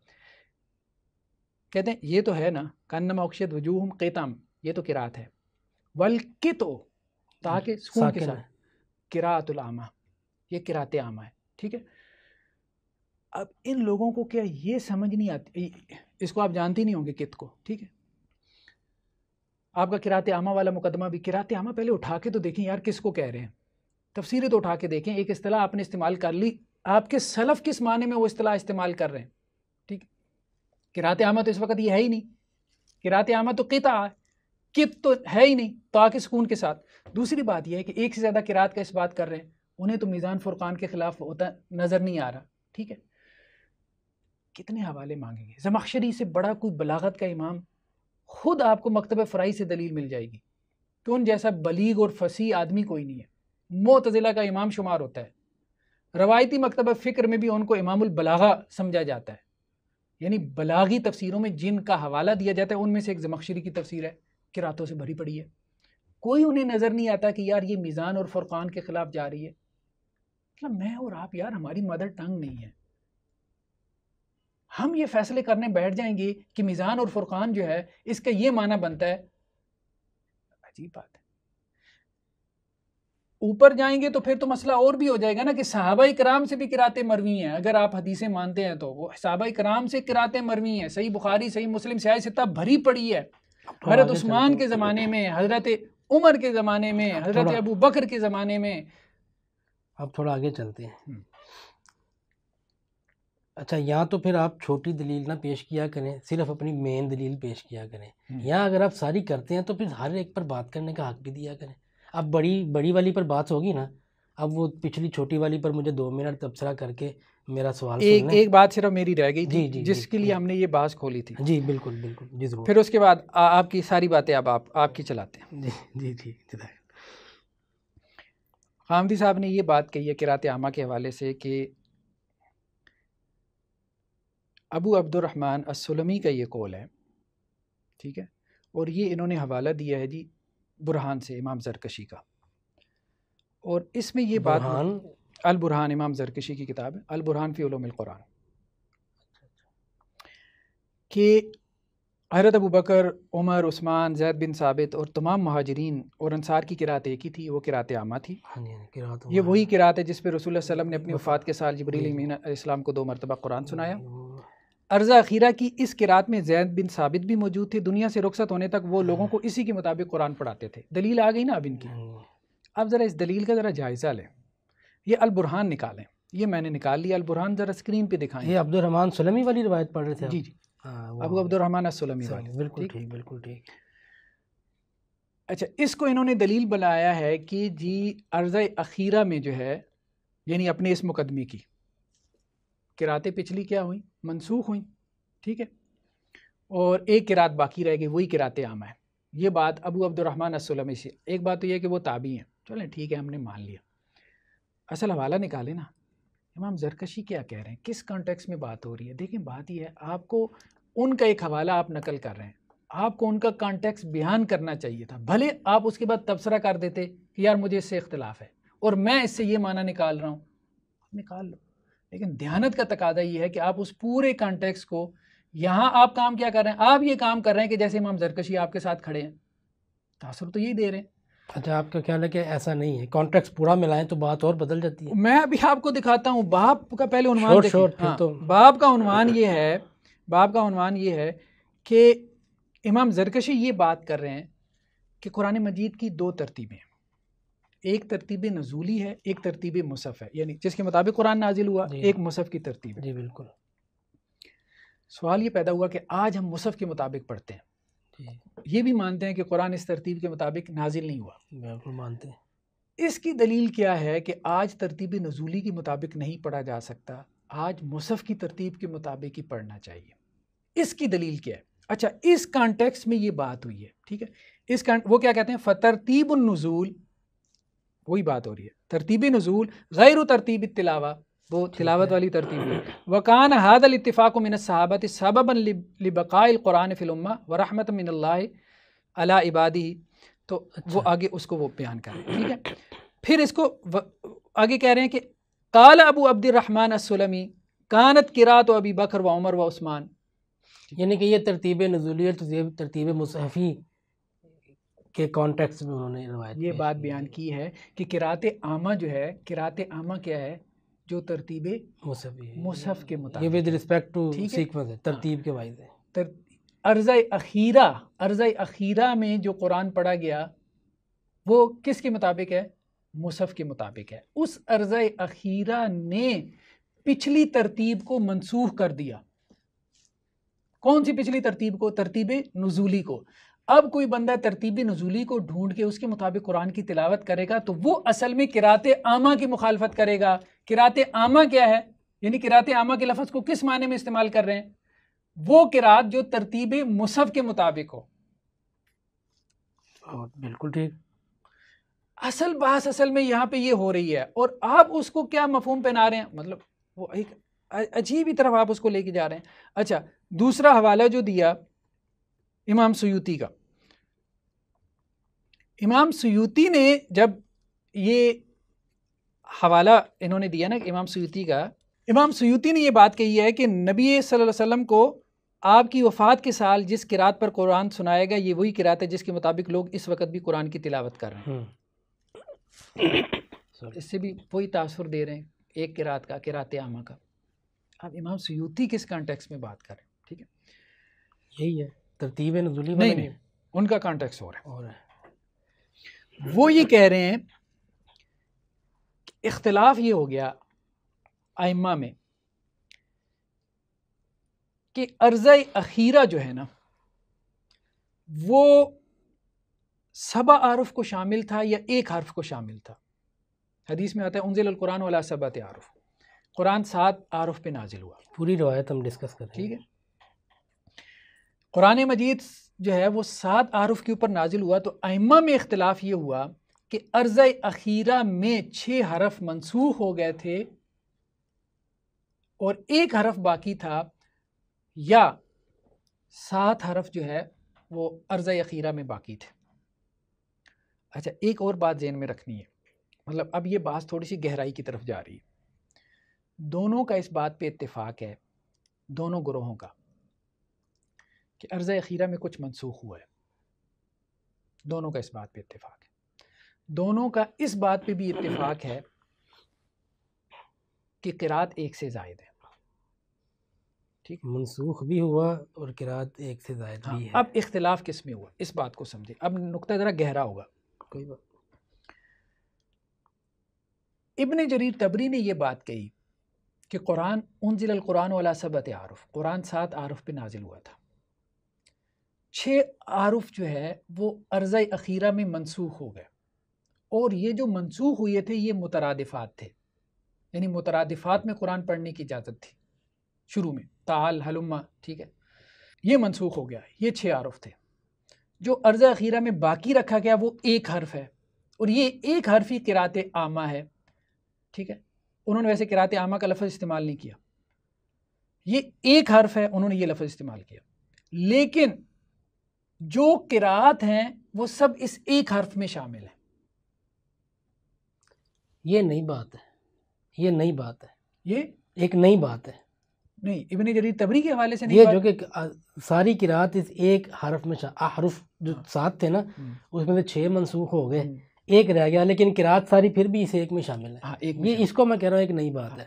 ورنہ عام طور پہ اس حدیث کی 7 احرف والی حدیث کی جو پریزنٹیشن عام طور پہ اہل حدیث یا اہل سنت علماء دیتے ہیں وہ یہ دیتے ہیں کہ 7 قرات. قرآن کے یہاں بہت معروف بات ہے، قرآن کے یہاں بہت معروف بات ہے. ہر جو قاری ہوگا نا جس کا تھوڑا بہت نالج ہے اس کو یہ بات. میں نے آج تک جس کو بھی قرات کے موضوع پر قرات کے حق میں بات کرے وہ پہلی دلیل یہی دیتا ہے کہ 7 احرف، یہ 7 حروف پر نازل ہوا ہے، اس کا مطلب 7 قرات. نہیں آپ یہ کسی کے ہاں بھی ایسا نہیں ہے جیسے آپ سمجھ رہے ہیں، کسی ایک بندے کے ہاں بھی ایسا نہیں ہے. اس بات کو سمجھیں. سبا وہ جو دلیلیں دیتے ہیں آپ اس کو چھوڑیں.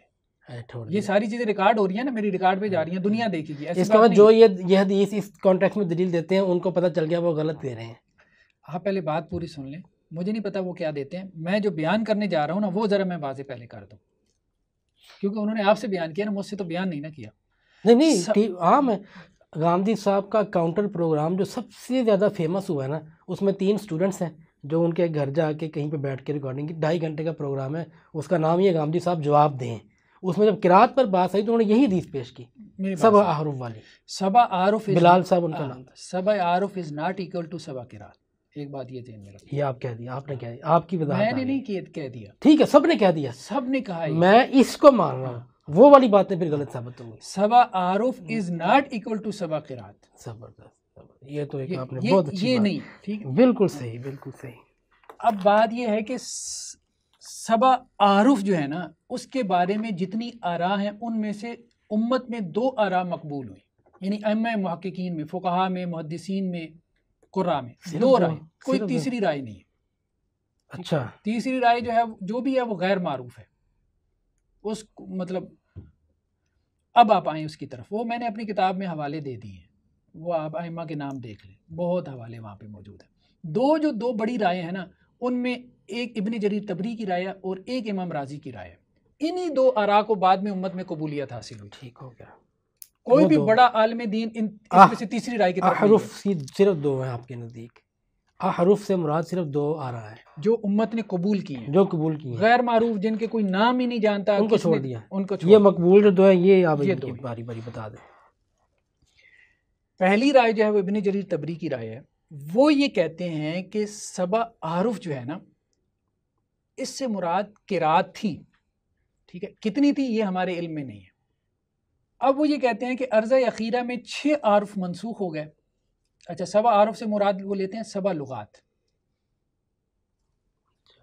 سبع احرف سے مراد سبع کے اوپر سب کا اتفاق وہ ہے، تو ساتھ ہی، وہ ساتھ ہی احرف کے معنی میں اختلاف ہوا ہے، یہ بات بھی ذہن میں رکھ لیں۔ احرف کے بارے میں میرے مطابق تو کافی زیادہ اختلاف ہوا ہے کہ وہ کوئی نہیں ہے، کوئی نہیں، ان اقوال کے قائلین کو بھی کوئی نہیں جانتا، ٹھیک ہو، آپ اس کو چھوڑیں، ٹھیک ہے، 2 کے علاوہ کوئی تیسرا قول نہیں ہے۔ چلیں ٹھیک ہے۔ احرف میں جو ہے اختلاف ہو گیا۔ ایک قول ابن جریر طبری نے پیش کیا کہ اس سے مراد جو ہے وہ 7 لغات ہیں، عرب کے بڑے بڑے 7 قبائل، ان کی لغات، جیسے ہم نے بات کی تھی امریکن ایکسنٹ ہے، برٹش ہے، ٹھیک۔ 7 قبیلوں کے جو بڑے قبیلے تھے ان کو مجبور نہیں کیا گیا کہ وہ دوسرے قبیلے کے لہجے کے مطابق قرآن پڑھے، ٹھیک ہے، تو اس سے مراد 7 لغات۔ اچھا، وہ یہ لفظ بھی استعمال کرتے ہیں، یہ رخصت تھی۔ 7 لغات کو اردو میں اگر ہم 7 لہجے کہہ لیں تو ٹھیک ہے؟ نہیں، وہ لغت کے اندر 3 چیزیں شامل کرتے ہیں، لہجہ ان میں سے ایک ہے، لہجہ ان میں سے ایک ہے، باقی 2 دوسرا مترادفات ہے، سینونمز، اور تیسرا اسالیب بلاغت ہے۔ مترادفات، اسالیب بلاغہ۔ اب وہ یہ کہتے ہیں کہ 6 حرف جو ہے وہ منسوخ ہو گئے، ایک حرف عرض اخیرہ میں باقی رکھا گیا، یہ حرف قریش ہے۔ اچھا، جو باقی رکھا گیا وہ کیا ہے؟ وہ حرف قریش ہے، اس کے ان کے پاس دلائل ہیں جو بھی ہیں۔ اچھا، قریش کا رہ گیا نا، قریش یہ یاد رکھیے گا، یہ بڑا کی پوائنٹ ہے۔ اب وہ یہ کہتے ہیں کہ حضرت عثمان رضی اللہ عنہ نے قریش کے لغت کے مطابق جن جن ویریئنٹس کی گنجائش تھی وہ قرات باقی رکھی مصاحف عثمانیہ میں۔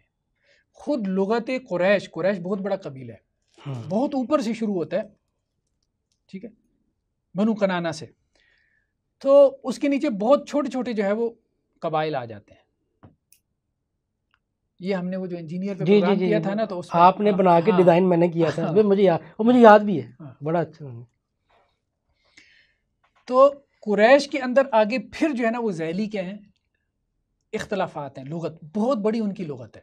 تو انہوں نے کہا باقی جو قرات کے اختلافات ہیں یہ سب جو ہے وہ حرف قریش کے مطابق ہیں، ٹھیک ہے، 6 حروف منسوخ ہو گئے۔ اچھا، وہ قرات کو مانتے ہیں، ابھی میں نے آپ کو بتایا کہ وہ تفسیر ابن جریر طبری میں نے آپ کو نکال کے دکھائی ہے کہ ان کے نزدیک تو وہ ان قرات کو ترجیح دے رہے ہوتے ہیں جو روایت حفص نہیں ہے۔ دوسرا جو تھا نا اس کو امام رازی نے پیش کیا، انہوں نے کہا کہ احرف سے مراد وجوہ ہیں، 7 طریقے ہیں، مثال کے طور پہ 7 طرح سے 7 قسم کے اختلافات ہیں، آپ یوں کہہ لیں 7 ٹائپس کہہ لیں، کیٹاگریز کہہ لیں، ٹھیک ہے۔ وہ پھر آگے انہوں نے اس کو ڈیفائن کیا کہ وہ 7 کون سی ہیں۔ انہوں نے بھی یہ بات کہی ہے کہ عرضہ اخیرہ میں منسوخ ہوا تھا، تو یہ کہتے ہیں کہ سبع احرف جو ہیں، جتنی قرات ہیں نا وہ سبع احرف کو شامل ہیں۔ ابن جریر طبری کہتے ہیں جتنی قرات ہیں وہ ایک حرف کو شامل ہے، حرف قریش کو، اس میں سے نکل رہی ہیں۔ دوسروں نے کہا کہ نہیں، دوسرے گروہ نے کہا، امام رازی اور جو ان کے متابعین تھے، انہوں نے کہا کہ جتنی بھی قرات ہیں، سبع عشرہ ہیں جو بھی ہیں، بہرحال وہ ایک نام ہے، بس سبع عشرہ چھوڑ دیں آپ، قرات کیا ہے، متواتر قرات کیا ہے، وہ سبع احرف سے نکلی ہیں۔ انہوں نے کہا جو منسوخ ہوا ہے نا وہ قرات ہیں جنہیں ہم قرات شاذہ کے نام سے جانتے ہیں. اچھا شاید آپ کے نالج میں ہے کہ نہیں ہے، جس طرح ضعیف حدیثیں موجود ہیں نا موضوع، اسی طرح ضعیف اور موضوع قرات موجود ہیں. ہوں گی نہیں، مصاحف پبلش ہوتے ہیں، مصحف پبلش ہوتے ہیں ان کے. یہ ورش اور دوری کے علاوہ بھی ہوتے ہیں. ہاں، قرات شاذہ ان کو کہتے ہیں اصطلاح میں.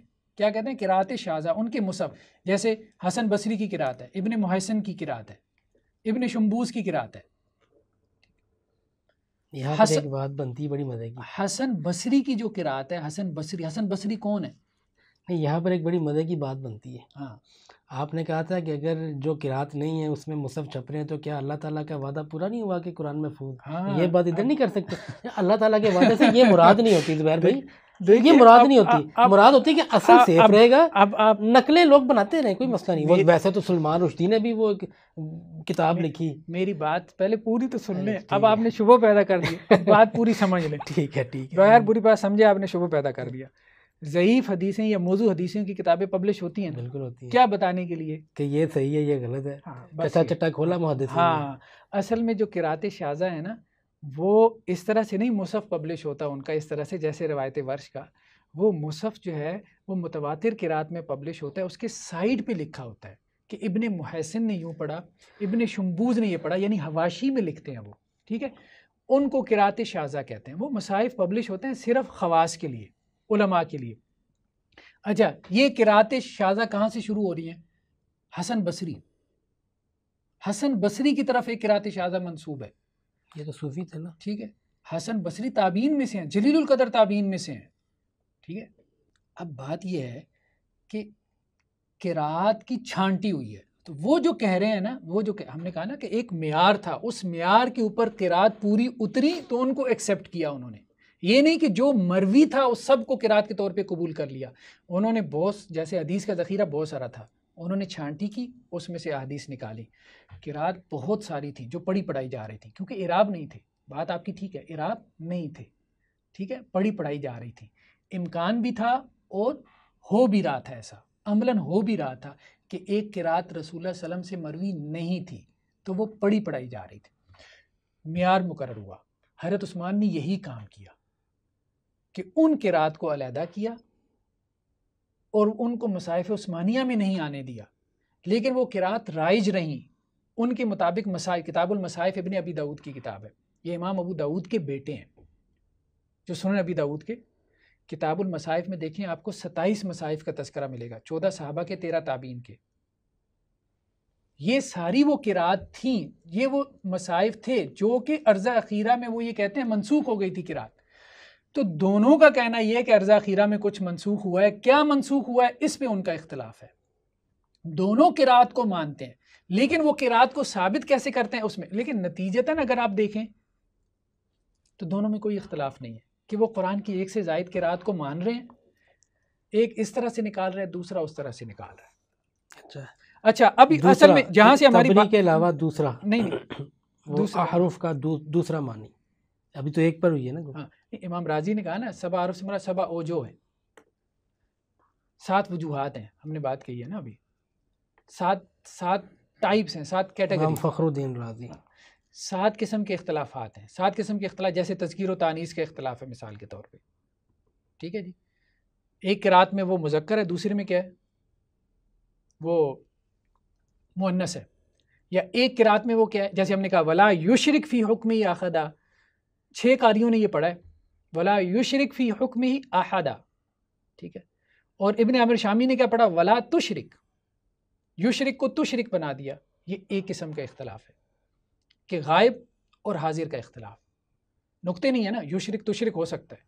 مصحف کے اندر ضمائر کا اختلاف ہے. ٹھیک ہے، تو یہ 7 قسم کا اختلاف ہے. ٹھیک ہے، 7 قسم کا اختلاف جو ہے، جیسے امر اور نہی کا اختلاف مثال کے طور پہ، غائب اور حاضر کا اختلاف ہو گیا، تذکیر اور تانیث کا اختلاف ہو گیا.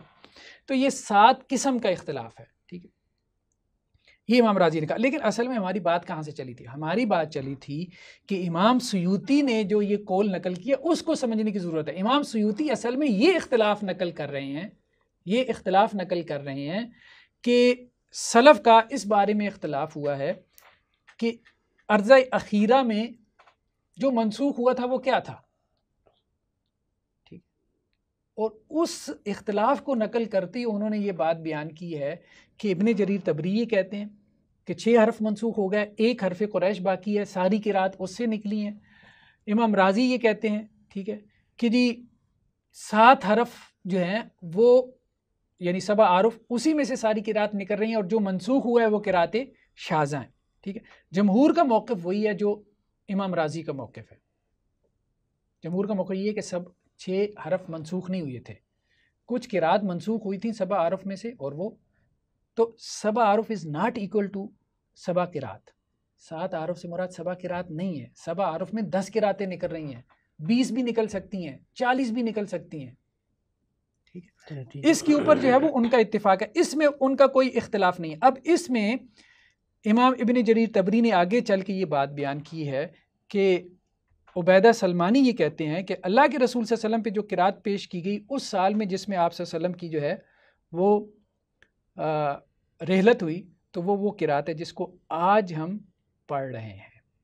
یہ بات یہاں سے نکلی ہے۔ تو یہ پورا کانٹیکس اور ہے جس میں باتیں ہو رہی ہیں، آپ اس سارے کانٹیکس کو بائی پاس کر کے صرف وہ اقوال نقل کر کے آپ اپنے قارئین کو کیا تاثر دینا چاہتے ہیں کہ وہ آپ کے ساتھ کھڑے ہیں؟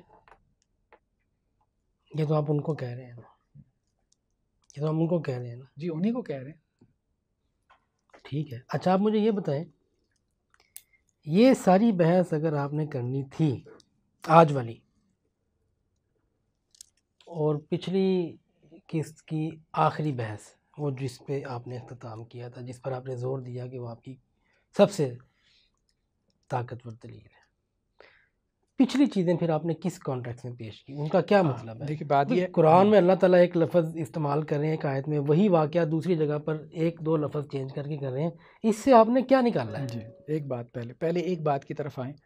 آپ نے کہا جو آپ کی سب سے مضبوط دلیل جو آپ نے آخر میں کہی تھی، تو میں نے اس کو سب سے مضبوط دلیل نہیں کہا تھا، نہ اس کا جواب میں نے مانگا تھا۔ میں آتا ہوں، اس کا جواب میں دیتا ہوں، تو سارا میں کہیں نہیں جا۔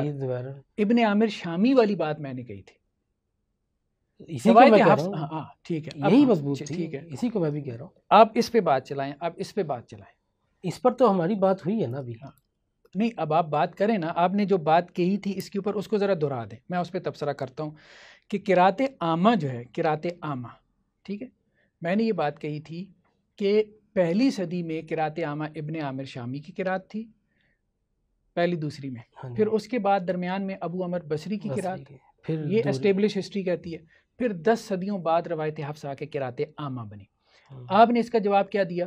ذرا دہرائیں نا جواب، پھر میں آپ کو بتاتا ہوں۔ بھئی اگر وہ 10 صدیوں بعد بنی ہے تو وہ تو پھر ہم اس کو عامہ مان ہی نہیں سکتے، ہم تو قرات عامہ کہیں گے ہی اس کو جو یہاں سے صحابہ تک متواتر ہو، جو 10 صدیوں بعد آئی ہے وہ ہم تو ہمارے لیے تو وہ نہیں ہے قرات عامہ۔ اس بات کو سمجھے کہ میرا بیانیہ کیا تھا، اس وقت بھی میں نے یہ بات کہی تھی، آپ نے کہا تھا آپ روایت حفص کو کنڈم نہیں کر رہے، میں نے کہا تھا نہیں ہم اس کو مانتے ہیں، اور میں نے ایک جملہ بولا تھا کہ غامدی صاحب کہتے ہیں کہ یہ اخبار احاد والی قرات ہے ٹھیک ہے، ہمارے نزدیک تمام قرات ہر دور میں رائج رہی ہیں، پیرلل کے باری باری پیرلل ہر دور میں رائج رہی ہیں ٹھیک ہے۔ اب جو میں نے بات کہی تھی اس کو سمجھیں، جیسے آج آپ کو روایت حفص قرات عامہ نظر آتی ہے نا، لیکن روایت ورش پیرلل موجود ہے ٹھیک ہے۔ ہم نے بھی ایڈمٹ کیا تھا کہ روایت حفص سب سے بڑی پڑھی جانے والی قرات ہے، قرات عامہ سے مراد یہی تھی، سمجھ رہے ہیں بات؟ ابن عامر شامی کی قرات اگر پہلی صدی میں تھی تو اس کا مطلب یہ نہیں تھا کہ پبلکلی دوسری قرات نہیں پڑھی جا رہی، اس کا یہ مطلب ہمارا ہرگز نہیں تھا، یہ ساری قرات ہر دور میں متواتر رہی ہیں، جس کو آپ متواتر کہتے ہیں، اس معنی میں بھی میں یہ کہتا ہوں متواتر رہی ہیں، پبلکلی وہ پڑھی جاتی رہی ہیں ٹھیک ہے، جمع غفیر ان کو پڑھتا رہا ہے سارے ائمہ۔ ابن کثیر مکی کی قرات مثال کے طور پر، ابھی میں آپ کو ابھی دکھاتا ہوں، یہ بہت اہم بات میرے سامنے آ گئی، اور آپ کا یہ جو سوال ہے نا اس سے متعلق بھی ہوگی ذرا، یہ میرا سوال تو وہ پیچھے دوسری آپ کی بڑا چھوٹی زبردست دلیل کی طرف تھا، وہ نہیں وہ بھی آ جائے گا، وہ بھی آ جائے گا، ابھی دیکھیں نا باتیں کھل رہی ہیں، باتیں کھل رہی ہیں، ابھی باتیں جو ہے نا وہ کھل رہی ہیں انشاءاللہ سے۔ امام مالک 96 کی پیدائش ہے ٹھیک ہے، امام مالک نے یہ بات کہی ہے ٹھیک ہے، امام مالک نے یہ بات کہی ہے، اور یہ چیزیں سندوں سے ثابت ہیں، کتابوں میں لکھی ہوئی ہیں، جرح و تعدیل کی کتابیں اٹھا کے دیکھیں گے نا آپ، جیسے سیرہ اعلام النبلاء ٹھیک ہے، امام ذہبی کی کتاب ہے. ابھی ہم ابراز المعانی سے دکھا رہے ہیں آپ کو. امام مالک یہ کہتے ہیں قرأت علی نافع کہ میں نے نافع سے کیا کری؟ قرات پڑھی ہے. ایک بات انہوں نے یہ بات کہی. دوسرا امام مالک نے یہ بات کہی قرات نافع سنہ، نافع کی قرات کیا ہے؟ سنت ہے. لیث بن سعد یہ بہت بڑے امام ہیں، امام مالک کے معاصر تھے، مصر کے فقہا میں سے ہیں. بلکہ امام شافعی کہتے ہیں کہ لیث بن سعد کے شاگردوں نے انہیں ضائع کر دیا، ورنہ یہ امام مالک سے بڑے فقیہ تھے. امام شافعی نے یہ جملہ کہا ہے. لیث بن سعد کہتے ہیں، یہ مصر کے امام میں سے، میں نے 113 میں حج کیا، اور ان دنوں میں جو قرات مدینہ میں تھی، اور ان دنوں جو امام تھا مدینہ میں قرات کا، یا جس کی قرات پڑھائی جا رہی، 113 ہجری میں نافع کی قرات تھی. امام مالک نے بھی کہہ دیا نافع کی قرات سنت ہے. اچھا ادھر آئیں آپ. امام مالک کا زیادہ وقت مدینہ میں گزرا، تو مدینہ میں پبلکلی وہ قرات پڑھی جا رہی تھی. امام شافعی جو ہے ان کا وقت مکہ میں گزرا. امام شافعی کیا کہتے ہیں؟ امام شافعی نے کہا ہے قراءتنا قراءت عبداللہ ابن کثیر مکی. ہماری قرات کون سی ہے؟ امام شافعی کہہ رہے ہیں وہ جو کہ ابن کثیر مکی کی قرات ہے. وَعَلَيْهَا وَجَدْتُ أَهْلَ مکہ، اور میں نے اہل مکہ کو دیکھا ہے کہ وہ ابن کثیر مکی کے مطابق قرات کر رہے ہیں. اچھا اب آگے آئیں. یہ تو ان لوگوں کی بات کر رہے ہیں نا جنہیں دنیا مانتی ہے، ان ائمہ کی ہم بات کر رہے ہیں، ہم کوئی چھوٹے موٹے ان کی راویوں کی بات نہیں کر رہے. امام احمد بن حنبل کہتے ہیں قرات ابی عمر احب القراءات الیہ، ابو عمر بصری کی قرات مجھے سب سے زیادہ محبوب ہے. ٹھیک ہے، ہی قراءت قریش، یہ قریش کی قرات ہے، و قراءت الفصحاء، اور یہ فصحاء کی قرات ہے. پبلکلی ساری قرات رائج تھی. ٹھیک ہے، لیکن جیسے آج آپ کہہ رہے ہیں نا کہ ایک قرات کو ذرا زیادہ علاقوں میں پھیل گئی، ہم نے اس معنی میں کہا تھا کہ وہ قرات عامہ تھی. ابن عامر شامی کی قرات زیادہ تر مسلم علاقوں میں پڑھی جاتی رہی. یہ ہم نے نہیں کہا کہ اس کے علاوہ کوئی قرات رائج نہیں تھی، یہ ہم نے نہیں کہا، اس سے تو سارا مقدمہ ٹوٹ جاتا ہے. یہ ہم نے کبھی بھی نہیں کہا. اب آپ آئیں اگلے سوال کی طرف، امید ہے اس کی وضاحت ہوگی. اب آپ اگلے سوال کی طرف آئیں. ٹھیک ہے، آپ کی وضاحت ہے کہ وہ اس کے علاوہ بھی رائج تھی، جیسے آج روایت ورش ہے اسی طرح وہ دوسری جو ہے یہ آپ کہہ رہے ہیں. ہاں وہ پڑھی جا رہی تھی. میرا چھوٹا تو وہ پچھلی چیزوں کے بارے میں وہ کھٹک نہیں، میں ان کو ٹیک کر کے آگے جانا چاہ رہا ہوں. وہ ان سے کیا نکالنا تھا آپ نے؟ کون سی؟ میں چاہ رہا ہوں کہ اگرچہ وہ چھوٹے دلائل تھے، ضمنی دلائل تھے، لیکن میں چاہ رہا ہوں کہ ایک دفعہ ان کی آپ وضاحت کر دیں تاکہ ہم آگے بڑھیں کہ ان سے آپ کی مراد کیا تھی.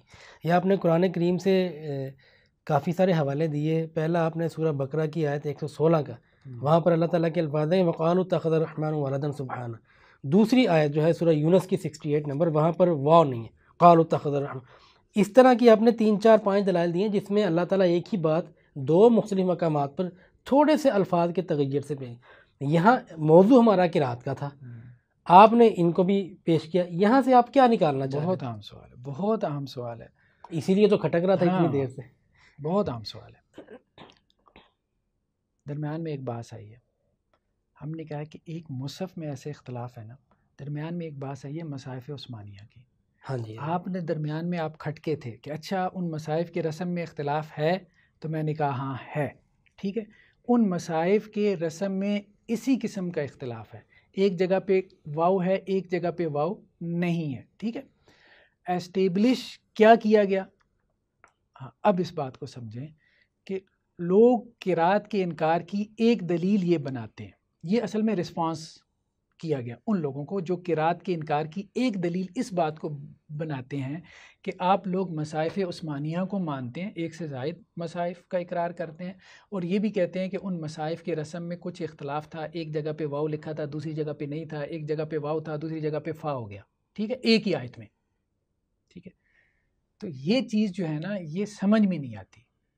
تو یہ چیز سمجھانے کے لیے ہاکذا انزلت، آپ کی قرات عامہ میں بھی اسی طرح سے نازل ہوا ہے کہ اللہ تعالیٰ نے کہیں واو کے ساتھ ذکر کر دیا، کہیں واو کے بغیر ذکر کر دیا. یہ اتنی بڑی بات نہیں ہے، اتنی بڑی بات نہیں ہے کہ جس کو آپ بنیاد بنائیں قرآن کے انکار کرنے کا، کہ ایک مصحف میں واو آ گئی، دوسرے مصحف میں واو نہیں آئی. تو ایک مصحف میں واو آ گئی تو اس قرات میں واو کے ساتھ اس کو پڑھا گیا، دوسرے مصحف میں واو نہیں آئی تو اس مصحف میں اس کو واو کے بغیر پڑھا گیا. یہاں ایک یہ نقطہ اسٹیبلش ہے، یہاں پر یہیں پر ایک نقطہ ہے. ادھر آنے کے لیے یہی بات پوچھنے کے لیے میں بےتاب تھا کہ اسی آیت کو لے لیتے ہیں کہ سورہ بقرہ کی 116 میں وقالوا واو ہے، سورہ یونس کی آیت میں واو نہیں ہے. کیا اس سے ہم یہ مراد لے سکتے ہیں کہ اس تغیر کو ہم سویپ کر دیں، ایک نسخہ چھاپیں، اس میں سورہ یونس میں سے واو نکال کے سورہ بقرہ میں ڈال دیں؟ نہیں کر سکتے نا. کر سکتے. مطلب یہ نہیں ہو سکتا. ایک دفعہ ایک تغیر آ گیا تو اس تغیر کا جہاں سے اوریجن ہوا تھا یعنی کہ اللہ تعالیٰ سے، وہ تغیر بھی اسی طرح پیرللی چلے گا. اصل بات پھر پیرلل چلے گا نا مقدمہ، آپ پھر اس کو نا نظر انداز کر پیرلل چلے گا نا. نہیں آپ کی بات بالکل ٹھیک ہے، میں ایگری کر رہا ہوں. آپ اصل میں بنیادی مقدمے کو نظر انداز کر کے ایک بحث کر رہے ہیں. بنیادی مقدمہ یہ ہے ہی نہیں. میں نے آپ کو پھر کہا تھا اس بات کو سمجھیں بنیادی مقدمے کے تناظر میں. اگر بنیادی مقدمے کے تناظر سے ہٹا کے اس بات کو ڈسکس کریں گے تو بالکل اور بن جائے گی. بنیادی مقدمہ یہ ہے کہ مصاحف عثمانیہ میں جو اختلاف ہے یہ رسول اللہ صلی اللہ علیہ وسلم سے ثابت ہے، یہ اسی طرح سے نازل ہوا ہے. یہ انہوں نے اسٹیبلش کر دیا، یہ بنیادی مقدمہ انہوں نے اسٹیبلش کر دیا کہ مصاحف عثمانیہ تواتر سے منقول ہے. یہ انہوں نے اسٹیبلش کر دیا بنیادی مقدمہ کہ مصاحف عثمانیہ میں جو قرات ہے وہ نقل ہو رہی ہے تواتر سے. ٹھیک ہے. اب انہوں نے کہا کہ بھائی کسی کو شبہ پڑتا ہے یہ، تو پھر اس شبہ کا ازالہ ہم یوں کر دیتے ہیں. بنیادی مقدمے کے تناظر میں آپ اس کو دیکھیں، یہ نہیں کہ بنیادی مقدمے کو نظر انداز کر کے آپ کہیں کہ یہ کیسے ثابت ہو سکتا ہے. انہوں نے اس طرح سے ثابت کیا ہی نہیں. انہوں نے تو ایک شبہ کا ازالہ کیا ہے کہ ایک چیز اس طرح سے ثابت ہو رہی تھی، اس پہ ایک شبہ پڑ رہا تھا، اس شبہ کا ازالہ یہ ہو سکتا ہے. ٹھیک وضاحت ہے. اس سوال کی آپ نے وضاحت دے دی، جزاک اللہ. دوسرا سوال وہ بھی چھوٹی دن قرات کے ہی موضوع کے دوران آپ زبان کے لہجے کے اختلافات کو بھی بیان کرتے ہیں. زبان کے لہجے کو ہم قرات کے موضوع کی ڈسکشن کے دوران دلیل کے طور پر، چاہے چھوٹی دلیل کے طور پر کیوں پیش کریں گے، کیسے پیش کریں گے؟ میرے خیال سے نہیں کرنا چاہیے. یہ تو انسانوں کا اختیار ہے. آپ امریکن ایکسنٹ بولنے، آپ برٹش بولنے، آپ نہیں مجبور کر سکتے. آپ کی بات ٹھیک ہے، لیکن اگر آپ کا مقدمہ یہ ہے کہ یہ نازل ہی ساتھ تھیں تو پھر اسی مقدمے پہ رہنا چاہیے. پھر یہ نہیں کہنا چاہیے کہ آپ امریکن کو اس پر کیوں مجبور کر رہے ہیں. نہیں، پھر مقدمہ وہاں سے شروع کریں. اگر تو ساتھ نازل ہو گئے ہیں نا، پھر ہم ساتھ کو اس لیے نہیں مانیں گے کہ لہجے کا اختلاف چلتا ہے، اکوموڈیٹ کیا جائے. نہیں، پھر ہم وہی سمجھ کے مانیں گے. اور اگر نازل ایک ہوا ہے، میری بات سن، اگر نازل ساتھ ہوئے ہیں ہم ساتھ کے ساتھ مانیں گے. ایک کا انکار پورے قرآن کا انکار. پھر ہم یہ نہیں کہیں گے کہ یہ ساتھ ہم اس لیے اکوموڈیٹ کر رہے ہیں کہ لہجے کا اختلاف چلتا ہے. نہیں، لہجے کے اختلاف کو دفعہ مارے. اور اگر نازل ایک ہوا ہے پھر ایک ہی ہے، پھر ہم باقی 6 کو کہیں گے کہ قرآن نہیں ہے. دو باتیں اصل میں. ایک چیز یہ ہے، جہاں تک ثبوت کی بات ہے تو پچھلے کسی ایپیسوڈ میں یہ بات نہیں ہے کہ قرآن اس طرح سے ثابت ہوتا ہے، اس دلیل سے ثابت ہوتا ہے. بات یہ ہے کہ جب بھی ائمہ قرات بات کرتے ہیں، ٹھیک ہے، دلیل وہ کتاب و سنت کو ہی بناتے ہیں یا اجماع امت کو بناتے ہیں. ٹھیک ہے، ایک سے زائد قرات کی دلیل کتاب و سنت یا اجماع امت ہی ہے.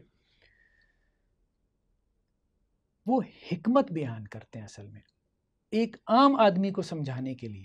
تو احکام کی حکمت منزل نہیں ہوتی، لیکن احکام کی حکمت اس لیے بیان کرنا کہ لوگوں میں احکام کے ساتھ مانوسیت پیدا ہو یا ان کے لیے اس میں ایکسیپٹنس پیدا. جیسے دیکھیں نا، اللہ تعالیٰ نے یہ حکم اس لیے دیا ہے. آپ اگر کوئی اس کی عقلی توجیہ بیان کر دیں تو اس کا مطلب یہ نہیں کہ ہم اس عقلی توجیہ کی وجہ سے اس کو حکم کو مان رہے ہوتے ہیں. آپ کی بات واضح ہوگی، ٹھیک کہہ رہے ہیں آپ. ہم اس عقلی توجیہ کی وجہ سے نہیں مان رہے ہوتے، ہم یہ کہ عام لوگوں کو سمجھ میں آ جائے. بالکل اصل چیز عقلی توجیہ نہیں ہے، میں مان گیا. صحیح کہہ رہے ہیں آپ، ٹھیک ہے. تو اس کا مطلب ہے کہ ساتھ قرات کو آپ اس لیے مانتے ہیں کہ آپ کہہ رہے ہیں کہ نازل ہی ساتھ ہوئے ہیں. ابھی میں آپ کو بتاتا ہوں، پھر دوبارہ بتاتا ہوں. انزل ھذا القرآن، روایت کے الفاظ ہم اس لیے مانتے ہیں کہ پوری امت، صحابہ کرام سے لے کے آج تک پوری امت سات قرات کو قولی تواتر، اجماع اور قولی تواتر سے نسل در نسل ہر دور میں 7 قرات کو 17 قرات کو منتقل کرتی رہی. یہ بات آپ کی مجھ پہ واضح ہے، اس لیے ہم اس کو مانتے ہیں. ٹھیک ہے، اس کو تھوڑا سا اس کی کلیئرٹی میں مزید تھوڑا اضافہ کرنے کے لیے اگر آپ یہ کہہ رہے ہیں کہ اس لیے مان رہے ہیں کہ 17 کو 7 قرات کو قرآن ماننے کو امت کا تواتر حاصل ہے اور اجماع حاصل ہے، یہی کہا نا آپ نے بھی؟ ٹھیک ہے، اس کو وہ جو تھوڑی سی وضاحت مزید ہے، مزید مور کلیئرٹی اس میں یہ ہے، یہ جو امت کا تواتر حاصل ہے کہ یہ 7 کے 7 قرآن ہے، کیا اس چیز کو بھی تواتر حاصل ہے کہ وہ 7 کے 7 کو منزل من اللہ سمجھ کے مانتے ہیں؟ منزل من اللہ، بس واضح ہوگی. میں نے یہ چیز اچھا یہ آپ سے وضاحت میں نے اس لیے نہیں لی کہ میں ابھی آپ کو جواب دوں گا، آپ سے بحث کروں گا، یہ میں نے اپنی تحقیق کا ایک دروازہ کھولنے کے لیے. اب یہاں سے میرے لیے ایک اور دروازہ کھلتا ہے، میں نے کچھ اور چیزوں کو دیکھنا ہے. آپ کا جواب میرے پاس آ گیا اور بالکل صحیح میں نے سمجھ لیا. ٹھیک ہے نا؟ چلے ٹھیک ہو گیا. اب ہم آج کی نشست کا اختتام کریں آپ کی اجازت سے، اگر آپ نے کچھ نہیں کہا. اگر پچھلی نشست کے حوالے سے کوئی چھوٹا بڑا سوال ہو پہلے وہ کر لیں، پھر اس کے بعد ختم کر دیں. پچھلی گفتگو میں سے صرف ایک چیز چھوٹی سی باقی رہ گئی، وہ بہت چھوٹی ہے، معمولی ہے، اتنی اہم بھی نہیں ہے، لیکن آپ نے کہا کہ چھوٹی سی رہ نہ جائے. وہ یہ ہے کہ آپ نے کہا تھا کہ 40 کنٹریز ہیں دنیا میں جہاں پر وہ باقی کی 6 قرات پڑھی جا رہی ہیں. ان سب میں اسٹیٹ لیول پہ اگر گنے تو وہ 40 بنتے ہیں کہ اسٹیٹ لیول پہ تھوڑے کم ہیں؟ نہیں، اسٹیٹ لیول پہ کم ہے. ہاں، 40 کا مطلب یہ نہیں ہے کہ 40 ممالک میں سرکاری قرات وہ ہے، نہیں، یہ نہیں، یہ بالکل بھی نہیں. بالکل صحیح. اس میں یہ بات ہے کہ بعض ممالک میں سرکاری سطح پہ ہے، جیسے تیونس میں، لیبیا میں، ٹھیک ہے، مراکش میں. بعض ممالک ایسے ہیں کہ جہاں ایک علاقے میں وہ قرات پڑھی جاتی ہے، جیسے مصر کے ایک علاقے میں روایت ورش ہے، یہ مراد ہے، لیکن وہ پبلکلی پڑھی جاتی ہے. اصل بات یہ ہے پبلکلی. ہاں، پبلکلی دو چیزیں مختلف، اسٹیٹ لیول ایک الگ چیز ہے، پبلکلی ایک الگ. پبلکلی ایک الگ، یعنی کسی ملک کے ایک علاقے میں پبلکلی اگر وہ قرات پڑھی جاتی ہے تو وہ بھی ہم نے اس کو شمار کیا ہے، اور اس طرح سے ہم نے کہا ہے کہ وہ 40 قرات. جزاک اللہ. پچھلی گفتگو میں سے اب میری طرف کوئی چیز پینڈنگ نہیں ہے جو میں نے آپ سے پوچھنا لی ہو، اور آج کی بھی ہم یہاں پہ وائنڈ اپ کرتے ہیں. اور مجھے امید ہے کہ ہماری نیکسٹ ایپیسوڈ اس موضوع کی آخری ایپیسوڈ ہوگی. امید ہے. اللہ کرے، کوشش کریں گے، اللہ کرے کہ جلدی جلدی ہم سنت پہ آ جائیں. اس سے آگے تصور سنت پر بات کریں گے انشاءاللہ. آپ کی بک جو ہے اہل سنت کا تصور سنت، اس کے حوالے سے، اور پھر غامدی صاحب کے تصور سنت کے حوالے سے. تو ناظرین، مکالمہ کی 6ٹھی قسط سے آپ ہمیں اس وقت اجازت دیجیے. قرآن میں قرات کے اختلافات کے موضوع پر ہم گفتگو کر رہے ہیں. اس سلسلے میں 2 گفتگویں ہم کر چکے ہیں. اگلی نشست میں ہم اس ٹاپک کو وائنڈ اپ کرنے کی کوشش کریں گے. تب تک کے لیے اجازت دیجیے، مجھے بھی، ڈاکٹر حافظ زبیر صاحب کو بھی. السلام علیکم.